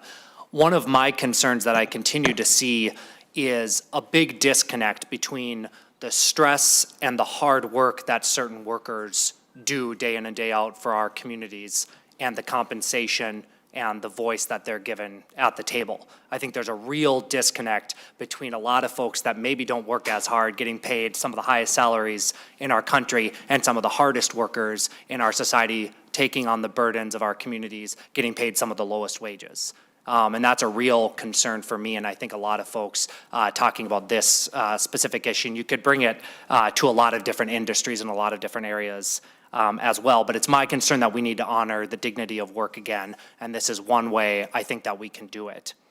You know, one thing I'm equally, if not more concerned about, and I know this has been brought up by many others, is, you know, creating these reforms and bringing these workers' voices to the table, but then ensuring that we have the resources for our nursing homes and specifically for workers' pay at these nursing homes. I'll tell you specifically in my district in Ely, the Boundary Waters Care Center is on the brink of bankruptcy. It's all over the news, it's in the newspapers, and I know that the workforce shortages they face are dire because of the working conditions and the lack of, frankly, the lack of money to be able to pay the workers in that more rural area. You know, I've heard from community members that are fundraising literally to keep their nursing home open in that community, and that's not the way that it should be. This is a burden that should be on all of us to ensure the care for the wisest and oldest among us. Another testifier brought up Senate File 780. I'm a co-author on that bill. It's one of my biggest priorities, and it would do just that. It would provide additional resources to our nursing homes and to our nursing workforce. And so my hope is that alongside this great bill that you have, Senator Pappas, that we can find and work together towards those resources. The last thing I'll say is, just because it recently happened, right before this meeting, I met with Sister Beverly, who's with the St. Scholastica Monastery near Senator McEwen and I's district. And certainly she, you know, oversees, helps oversee a university, a hospital, and nursing homes. And we had plenty of issues that we could talk about. But as she was leaving my office so I could come to committee, she turned to me and she said, "You have to do something about our nursing homes." And I take that to heart because I do agree that it's one of the most dire situations in our state. And so I just, again, applaud you for this work. And I hope that we can figure this out this session because it's one thing I think that we need to do. Thanks. Thank you, Senator Housechild. And it does, I concur that this does appear to be a both-and situation. Senate File 780 is direly needed, and also Senator Pappas's bill addressing a different facet of what we're dealing with here is also vitally important. So I concur. Yes, Senator, please go ahead. Thank you, Chair McEwen. I too echo a lot of the things that Senator Housechild just said, and I'm also on Senate File 780 as a sponsor too. Particularly, same thing. Our nursing homes in our rural areas, it is a real struggle, and we are not compensating them enough. And so that is definitely one part of it, but it is also the other part that there's a lot of stress on these workers, and hearing how they can come to the table and be partners and make the working conditions better, and in the end provide better care for everybody, I think is critically important. So, and I'm glad to know as this bill moves along too, that things will, it's a living document and things will change, things can be tweaked as we move forward too as well. So thank you again for bringing this bill forward, Senator Pappas. Thank you, Senator Kubek. And I would note, I think we heard earlier perhaps that like a contrast between Senate File 780 as being bipartisan and this one, it was inferred wasn't, but we do have bipartisanship authorship on your bill as well, I believe, Senator Pappas. So I just wanted to make sure I noted that for the record. Any other comments, Senator Oumou Verbeten? Thank you, Madam Chair. Thank you, Senator Pappas. And I wanted to thank the workers that we heard from, Teresa Bates and Rosemary Tissey, for your testimony. I wrote down when you said if you want more people to work at nursing homes, you need to pay us more money. And we're going to be addressing that in the other bill, so absolutely. But, we also heard about the conditions that you're under and having a seat at the table. And I think the most important piece of this bill is really that those members, those workers are going to be on that board at the table making those decisions. I think it's a great model. So thank you for bringing forward the bill. Thank you, Senator. And Senator Jornick, did you have one last thing? Yes, Madam Chair. Yes, after you say. Thank you, Senator Pappas, for bringing the bill. I fully support the principle that you're trying to do, and we all agree that there is much need in this. I'm just encouraged by the words you spoke about working, and I was really appreciated Mr. Pearson's and Ms. Hubert speaking, and then also all the testifiers too that spoke. So it's always nice to have point and counterpoint, and because again, I'm not an expert in this field, so I heard some really good comments and concerns from them, and also the testifiers that supported the bill. And like I said, I support the principle. I'm really hoping that we can get the board changed a little bit and tweak some of that, and that you've said you will work with all the stakeholders, so I'm encouraged by that. So thank you for bringing the bill, and thank you for working with all the stakeholders to get to a point that we can have a win-win. Thank you. All right, there being no further discussion, Senator Pappas, would you like to move that Senate File 1621 as amended be recommended to pass and be re-referred to the Committee on Human Services? Thank you, Madam Chair. You just made my motion for me, so moved. Thank you, Senator Pappas. All in favor, say aye. Aye. Any opposed? All right, the motion passes. Thank you, Senator Pappas. Next on our agenda today, we have Senate File 1018.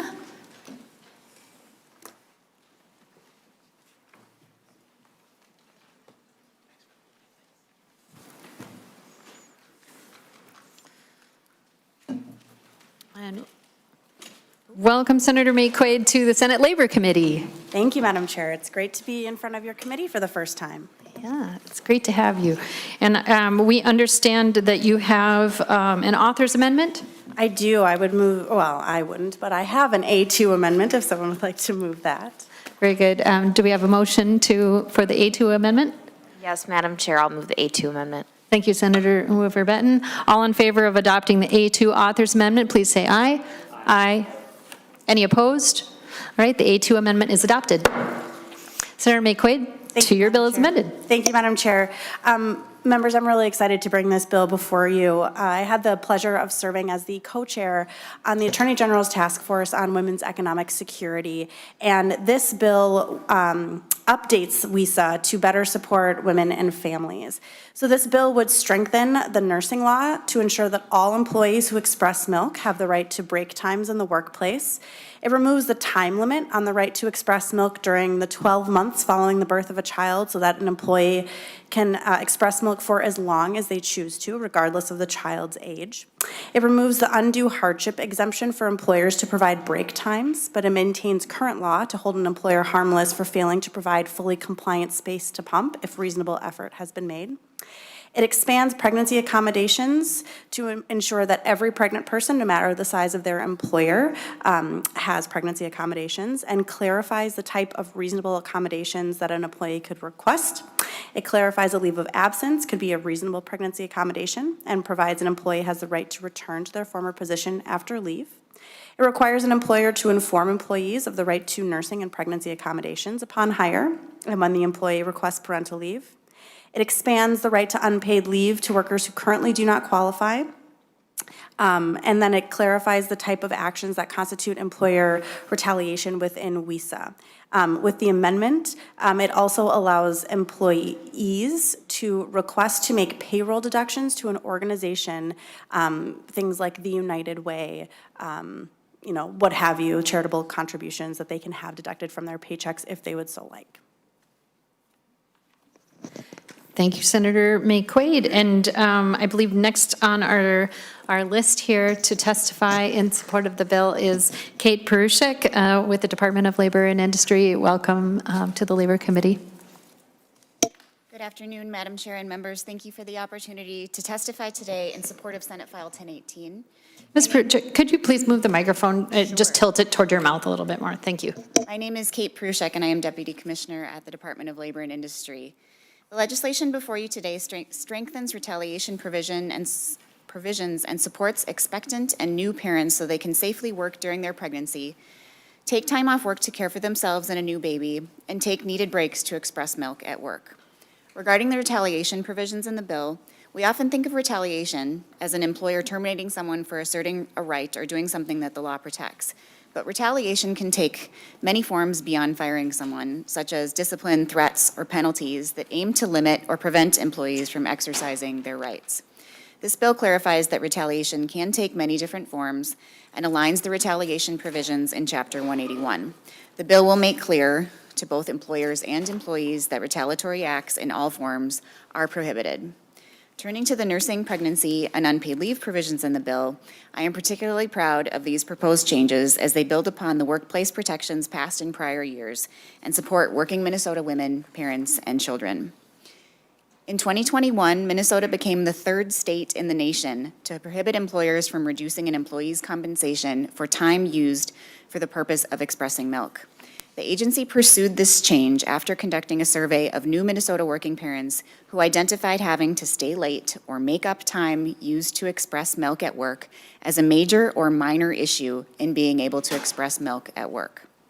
While paid break time is significant, additional changes are needed to support lactating employees. Minnesotans continue to experience barriers under current law. Just last week, for example, we received a call about an employee whose employer said they would no longer allow her to take needed breaks to express milk at work because her child had reached 12 months of age. While this employee wanted to continue breastfeeding, without having a right to needed breaks to express milk at work, she knew she would be unable to do so. The bill addresses this by lifting the time limit on how long an employee has a right to express milk. Senate File 1018 also proposes to expand the right to a pregnancy accommodation to employers with 1 or more employees, down from 15 or more employees, and provides additional types of an accommodation an employee could request. These minor accommodations are short-term and no or low cost, and not all pregnant employees will even need an accommodation, but for those that do, a reasonable accommodation ensures pregnant employees can continue to work safely during their pregnancies and earn a paycheck. The bill also expands the right to an unpaid parental leave to all employees, so new parents, regardless of the size of their employer or how long they have worked for that employer, whether they are part-time or full-time, can take needed time away from work to care for themselves and a new baby. A worker would only be able to take up to 12 weeks of parental leave, however, if they can afford to do so. While this bill would be an improvement over the federal FMLA, Family Medical Leave Act, unpaid leave is woefully inadequate for Minnesota workers, and we are glad the Paid Family and Medical Leave bill is also moving through the committee process. In addition to supporting working parents and the health of Minnesota children, these proposed changes will also benefit employers through improved employee retention, loyalty, productivity, and lower turnover. The department is pleased to support Senate File 1018. Thank you for the opportunity to testify today. Thank you, Deputy Commissioner. And next on our list, shall I just proceed down the list, Senator Maye Quade? Next on our list, we have Keisha Mitchell. Welcome, Ms. Mitchell, and I hope I pronounced your name correctly or close to it. If you would introduce yourself and your title, and we look forward to hearing your testimony. Thank you so much, Chair. Good afternoon, Madam Chair and members of the committee. My name is Keisha Mitchell, and I am the Program Manager for the African American Babies Coalition and Projects with the Wilder Foundation. I am also a member of the Healthy Black Pregnancies Initiative, also known as ICHIRP, which is the Integrated Care for High-Risk Pregnancies group, a member of the March of Dimes, and the Birthing Justice Collaboration. The African American Babies Coalition and Projects is a group of African American community stakeholders that's included educators, nonprofit and civil leaders, researchers, child care providers, parents, grandparents, and public health professionals from across the Twin Cities who are committed to promoting the healthy development of African American babies. With that being said, I am here today in support of Senate File 1018, the Labor Standards and Women's Economic Securities Act policy. The provisions in this bill establish necessary fundamental standards for unpaid leave, pregnancy, and nursing accommodations. We believe the passage of this bill is timely to address infant mortality and toxic stress on the job for nursing and expectant mothers. Having a time limit on how long a parent can attend to breastfeeding needs at work can have a negative effect on parent and child health. Working mothers who breastfeed miss fewer days of work because their babies don't get sick as often. Breastfeeding also lowers health care costs, and this is all according to the Minnesota Department of Health. We're in Minnesota. These are just a few of the benefits of breastfeeding for working mothers. So today, I thank you for the time, Madam Chair, and the members of this committee for allowing me to allow our perspective, and I urge you to support Senate File 1018, and I'm happy to answer any questions the members may have regarding AABC, which is the African American Babies Coalition. Thank you. Thank you very much, Ms. Mitchell, for your testimony. Next on our list of testifiers, we have Donna Cassett. Hello, Ms. Cassett. Welcome to the Senate Labor Committee. If you would introduce yourself and state your title for the record, we look forward to your testimony. Thank you, Madam Chair.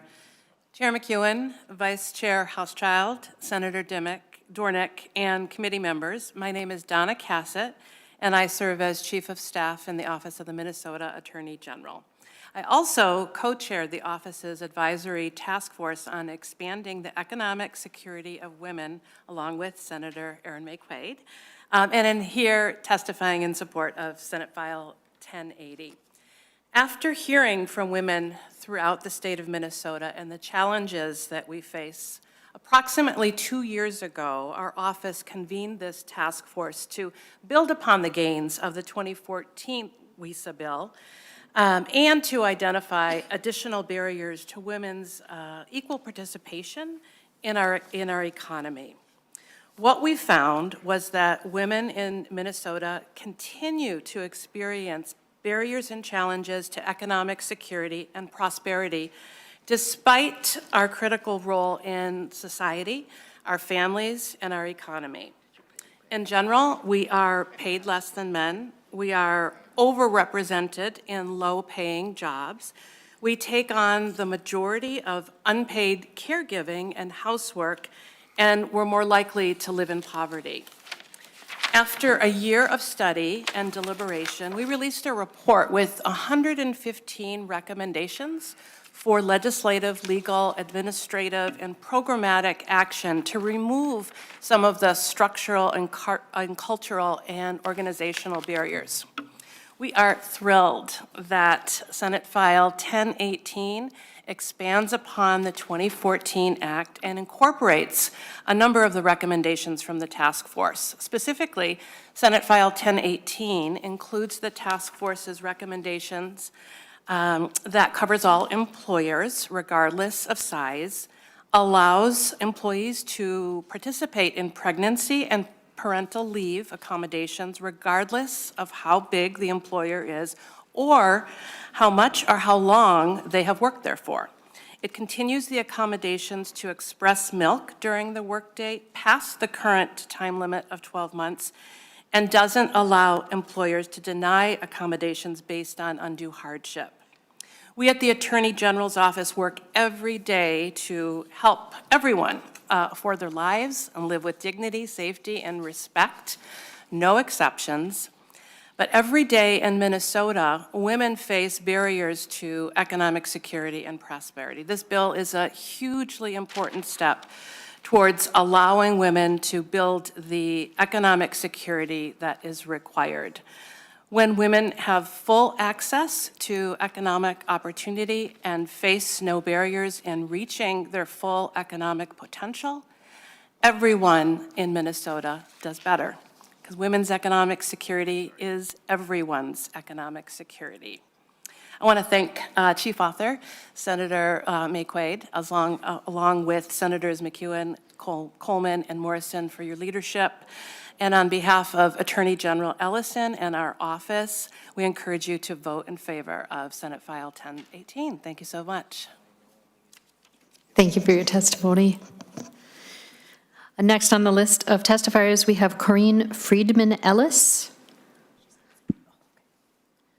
Hello, Ms. Friedman-Ellis? Can you hear? Good afternoon, Madam Chair and members. Can you hear me? Yes, we can see you and we can hear you very well. Thank you for joining us today and offering testimony to the Senate Labor Committee. If you'd introduce yourself and any affiliation that you'd like to note for the record, we look forward to hearing your testimony. Thank you so much.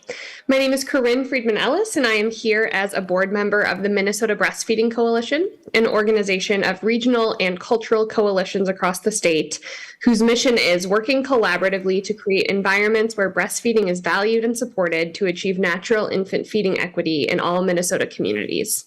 I'm also a mom of a 4-year-old and a 1.5-year-old, both of whom I breastfed and for whom I pumped at work. We know there are many benefits to breastfeeding. A recent CDC study of over 3 million U.S. births found that ever breastfeeding is associated with a 26% reduction in the odds of post-perinatal infant death. Breastfed babies have lower rates of asthma, childhood leukemia, childhood obesity, ear infections, eczema, type 2 diabetes, and a whole host of infectious diseases. Breastfeeding mothers experience lower rates of type 2 diabetes, certain types of breast cancer, and ovarian cancer. Here in Minnesota, 89.7% of birthing parents initiate breastfeeding, and that's a great number, higher than the national average of 84.1%. Unfortunately, we also have one of the largest disparities between breastfeeding rates of different racial and ethnic groups, with the largest disparity being for Indigenous families. There are many complex reasons for these disparities, but one big one is workplace protections. When 25% of Minnesota women must return to work at 2 weeks postpartum, long before breastfeeding can be reliably established and their milk supply regulates, it is crucial for employers to provide the increased protections outlined in this bill to ensure breastfeeding is a possibility for these families. The American Academy of Pediatrics recommends infants be exclusively breastfed for about 6 months, with continued breastfeeding while introducing complementary foods for 2 years or beyond. Unfortunately, this is impossible for most families. The provisions in this bill allowing time for expressing milk past 12 months are crucial for this to be possible for Minnesota families. I urge you to pass this important legislation for the health of our families and our communities here in Minnesota. Thank you so much. Thank you for your testimony. Next on our list of testifiers, we have Lauren Schothurst.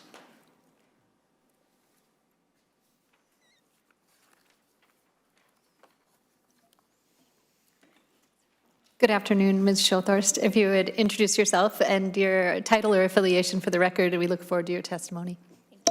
Madam Chair, members of the committee, my name is Lauren Schothurst, and I'm the Director of Workplace Management for the Minnesota Chamber of Commerce. I have testified before this committee on employment-related proposals in the past, so while my comments today are specific to Senate File 1018, please keep my past remarks in mind as we consider this bill in the context of numerous proposals advancing this session that will have significant impacts on Minnesota's small businesses. The majority of the Chamber's members are small and mid-sized businesses, and today in particular, I am testifying on behalf of them. In addition, in your packets, there's a letter signed by a number of organizations, including the Chamber, and I'm testifying on the points that we raise in that joint letter. Our concerns with Senate File 1018 is that it proposes to expand employment mandates and eliminate protections for small businesses. Several sections at issue in Senate File 1018 have been updated in recent years, sometimes more than once. The continuous rewriting of complex labor regulations makes it harder for businesses and workers to understand the rules and erodes the longstanding balance between the interests of employers and employees. Ever-evolving and expanding regulation often leads to the result in the opposite of the intended effect: less compliance, less safety, less benefit. Senate File 1018 proposes several concerning updates to expand the reach of these statutes by eliminating provisions which received bipartisan agreement in previous legislative sessions. This includes removing longstanding exemptions for small employers and striking language that prevents unduly disrupting operations. It also removes the 12-month waiting period before an employee can exercise certain privileges and expands eligibility to part-time employees. Further, the bill is set to take effect in the middle of the current calendar year, July 1st, 2023. Employers would have just a few months to update policies, alter physical structures, notify employees, and obtain translation of documents they are required to provide. This is incredibly disruptive and costly, especially for the smallest employers who are newly subject to the requirements of the bill. Finally, the timelines and certain provisions of the bill do not align with other proposals advancing this year at the legislature. Lawmakers should work to synthesize these proposals to avoid duplication, confusion, and data burden. We urge the committee to retain the bipartisan balance struck in previous years that protects the rights of employers as well as their employees. Thank you. Thank you for your testimony. All right, that completes all of the testifiers that we had signed up. Senator Maye Quade, would you like to offer any last comments before we start some discussion? Okay. No, the only thing I'll say is I want to thank my co-authors, Chair McEwen and Senator Coleman and Morrison, all of us moms, and certainly for Senator Coleman's work moving us forward. It wasn't just 2014 when we passed WISA. There has been jumps forward, and this is one of those jumps too. So thank you so much. Thank you, Senator Maye Quade. Senator Pappas. Thank you, Madam Chair. I just wanted to thank Senator Maye Quade for kind of carrying on the banner of the Women's Economic Security Act. I was the original author back in 2014, and I worked with Ms. Prutek. She was working for the Speaker at the time to develop the bill, and you know, I think we kind of did the best we could at the time, but we see that with a lot of these laws, there's lots of room for improvement. So I'm just thrilled to see this being extended. As I was a nursing mom myself, my daughters have all nursed, and now my oldest granddaughter, who has a baby, also nursed. So we know how healthy it is and how important it is. And the accommodations of being able to express milk at work and the other pregnancy accommodation are just so important. We have so many women that have to work or want to work, and we need to really make allowances in our society and support that by simple provisions like this. So thank you. Thank you, Senator Pappas. Members, any further discussion? Yes, Senator Dornick. Thank you, Madam Chair. Thank you for the, Senator Maye Quade for the bill. Thank you to all your moms out there, not only that are out right here, but out that may be listening. And it's tough to be a mom and have to work. We were blessed, and the bonding of your child, and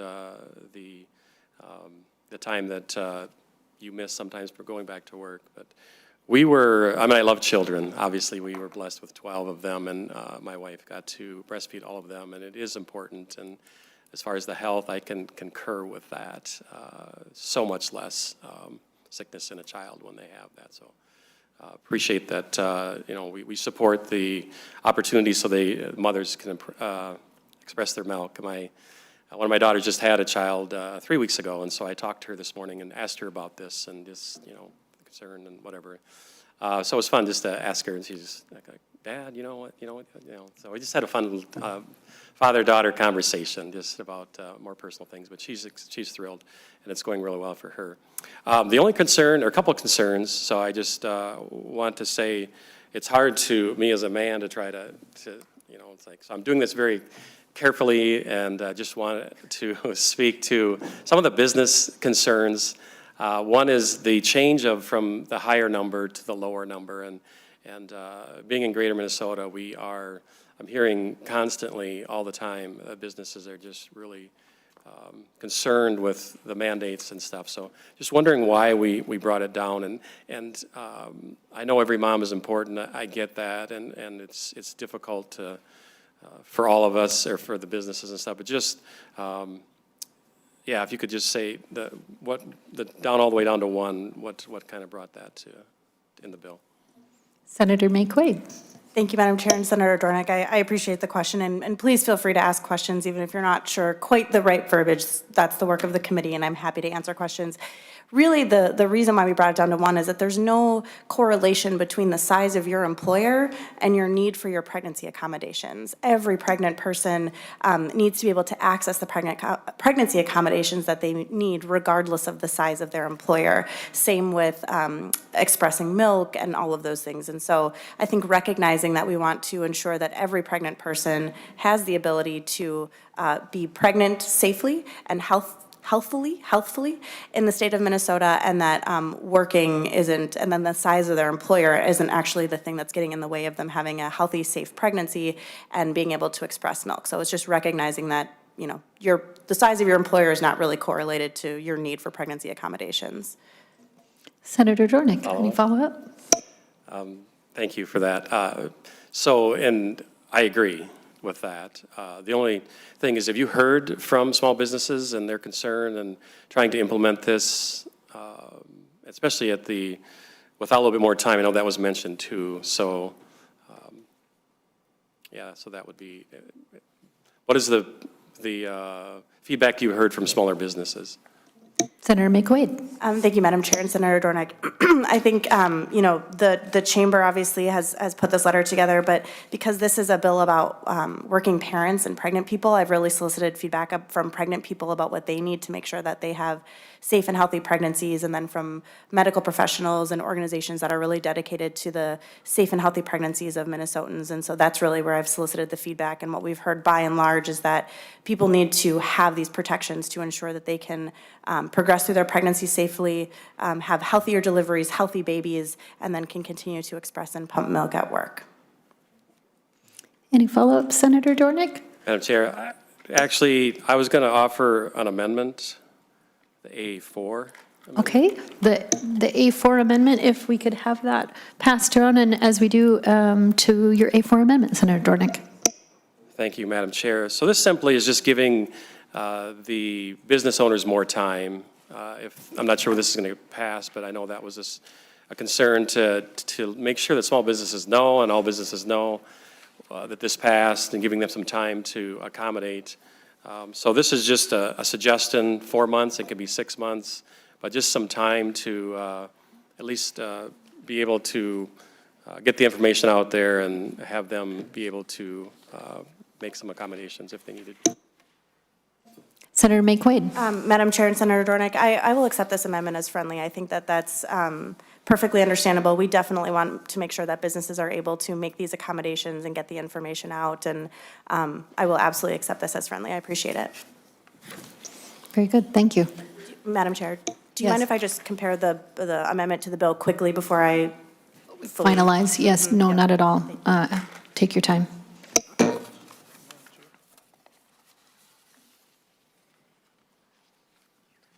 Madam Chair. Yes, Senator Marty. In general, we have effective dates of August 1st, which is about 4 months. I mean, that's the standard effective date unless we put one in. I don't know why we'd have an early one for this, but it seems trying 1 month early or 2 months late, which I think it could be conceivably 2 months late if this passed at the end of May. It just seems to me that, I mean, I think at a certain point we confuse it. I have a bill I'm hoping to pass tomorrow that has criminal penalties, and I'd love it to be effective tomorrow, but we give August 1st because that's the date laws generally take effect. So instead of moving it, this bill puts it July 1st, a month earlier than the standard effective date, and the amendment would put it presumably a month or two later.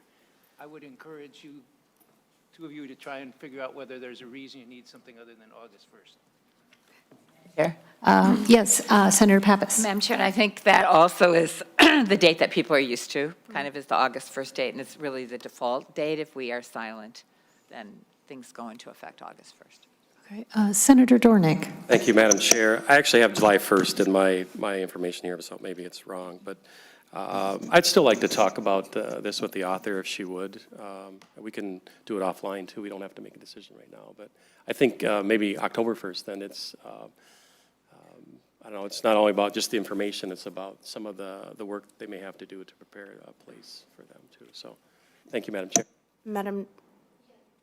Senator Maye Quade. Madam Chair, Senator Dornick, I would be happy to talk with you about it offline too, and I think that there's some things that could take effect July 1 that don't impact, the need for the business, right? Retaliation could go into effect right away. So let's have that conversation. I absolutely will do that with you. Thank you.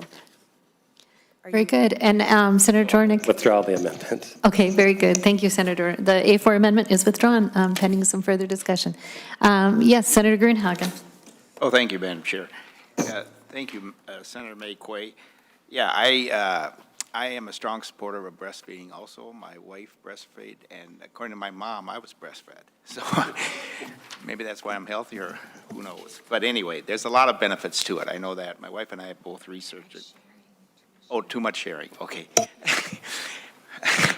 Must have a little whisper in my ear here, conscience. Okay. Okay, just a couple quick questions, and then I do have an amendment. Are the contributions to the nonprofits pre-tax? Senator Maye Quade. Madam Chair, Senator Gruenhagen, I believe, yes, they are. Okay. Senator Gruenhagen. Oh, thank you, Madam Chair.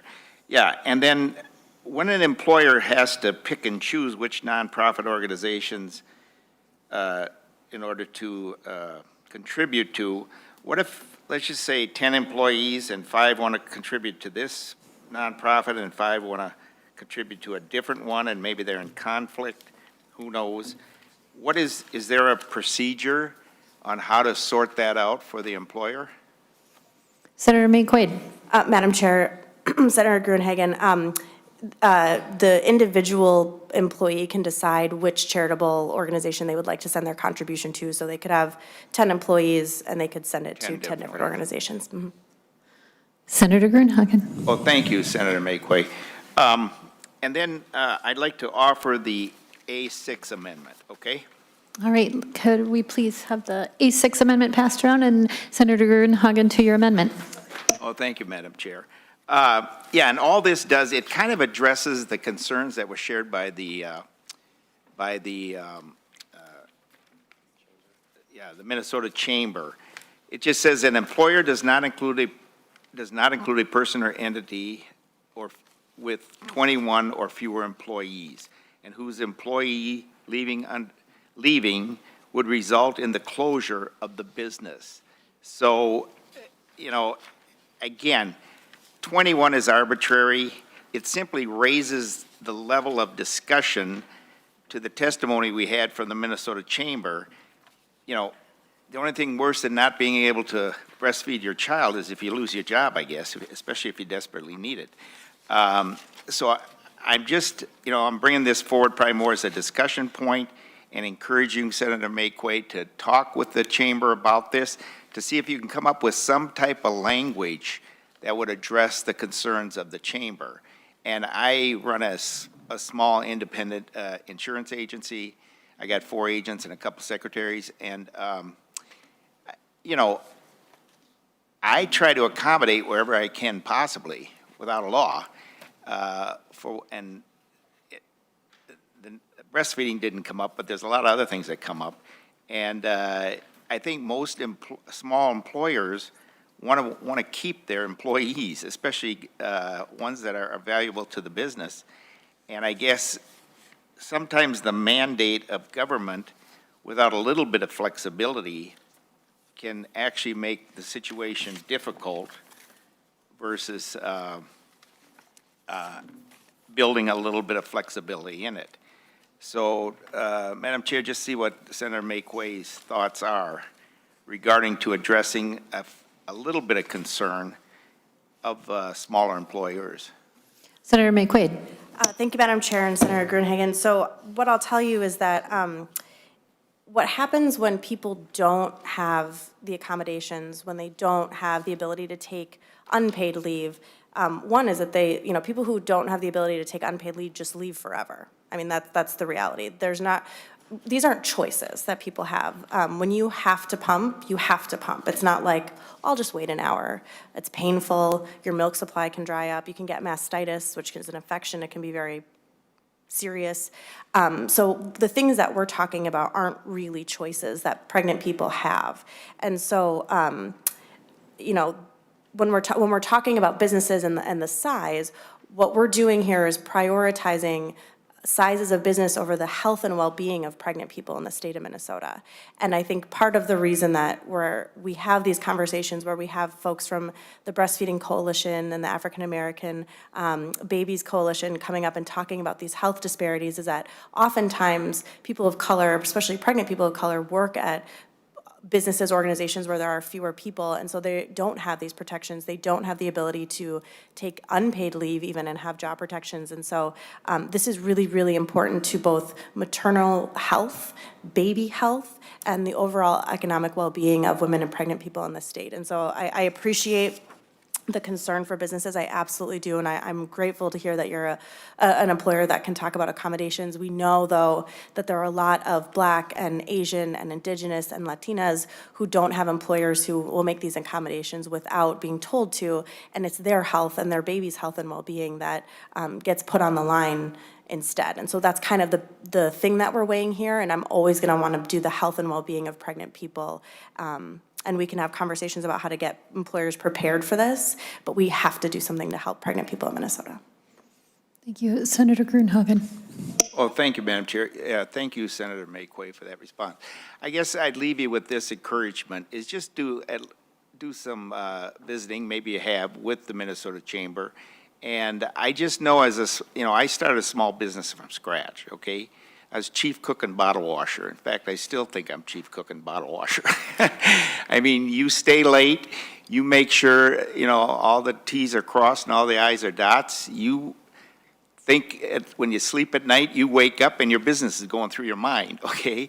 And you're trying to make ends meet, provide for your family, and also provide for your employees. And you've got to offer competitive benefits to your employees, or they're going to go someplace else, especially in today's market. So I just think at least try to make an effort to work with the Chamber. I do think there is a little bit of flexibility that might be found in that area. And I don't disagree with any of the concerns that you've been sharing. And again, I'm a strong proponent of breastfeeding. I've seen it with my own family and, with my wife. And so I'll just leave you with that, and I'll withdraw the amendment. Okay. Thank you, Senator Grunhagen. The A6 is withdrawn. And Senator Houschild. Thank you, Chair McEwen, and thank you, Senator Maye Quade, for bringing this bill forward. It's moments like these that I feel like my wife should be the senator and not me, because I know firsthand how difficult, frankly, breastfeeding is for her. I would say, when my daughter's 1, my son is almost 3, and my wife breastfed both children and is currently breastfeeding my daughter, Isla, who is over a year old. And so the circumstances of the testifier recently about the provision of a year deadline is frankly ridiculous. And I have seen the experience of my wife, who is in the nursing field, and day in and day out, to the earlier comments about nursing homes, is providing life-saving care, but has been under circumstances in the work environment that are not conducive to breastfeeding. And to your earlier point about this being a need, I mean, I think to my wife, breastfeeding is just as much of a need as a bathroom break. It's just as much of a need as any other physical need. And so there really isn't an employer level that makes sense. There isn't, there isn't accommodations that we need to make for different women that work at different places. This is a serious issue that should have been addressed a long time ago. And so anyway, I bring my wife's voice to the table because I know I've seen the stress on her. I've seen the worry that she has and coming home from the hospital and being concerned about this issue. And I'm excited that we can finally sort of solve this issue for women in this circumstance. Thank you. Okay. Senator Maye Quade, I believe that we may have the possibility that some members are considering wanting to introduce potentially more amendments. And so... Madam Chair, we're done. Okay. No more amendment. Okay, very good. Well, thank you very much, Senator Dornick. Are you prepared to make the motion? Okay, just one moment. Yes, okay, we're all eager. We're about to be kicked out of this room as well. But thank you very much, Senator Maye Quade, for your work on this bill. Thank you, Senator Pappas. I just wanted to offer a very brief comment that my own experience breastfeeding my children happened before the good work of Senator Pappas and her colleagues in 2014.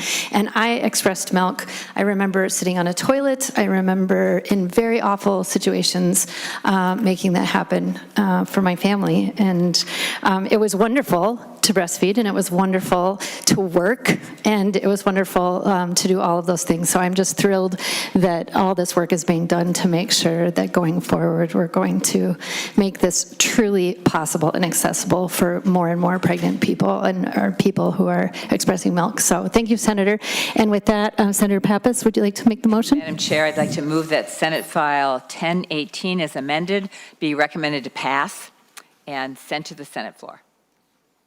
Is that correct? Okay. I believe that is correct. Thank you, Senator Pappas. On that motion, all in favor say aye. Aye. Aye. Any opposed? All right, the motion passes. You're on your way to the floor. Thank you, Senator. And with that, the Senate Labor Committee is adjourned, or will actually, is not adjourned, is in recess until we're convening at 5:30. Yes. Okay, so the Senate Labor Committee is just recessing for now, and we'll meet back here at 5:30. We have one more bill on our agenda, Senate File 1988. And with that, can I adjourn and talk about this after, or do you have something for the record, Senator? Go ahead if you do, yeah. Yeah, I just think, can you move that bill to next meeting versus coming back at 5:30? I do have a conflict. Oh, I'm sorry to hear that, Senator. We can't. We have a tight schedule. We have to keep it on for tonight. So with that, the Senate Labor Committee is in recess, and we will see you at 5:30.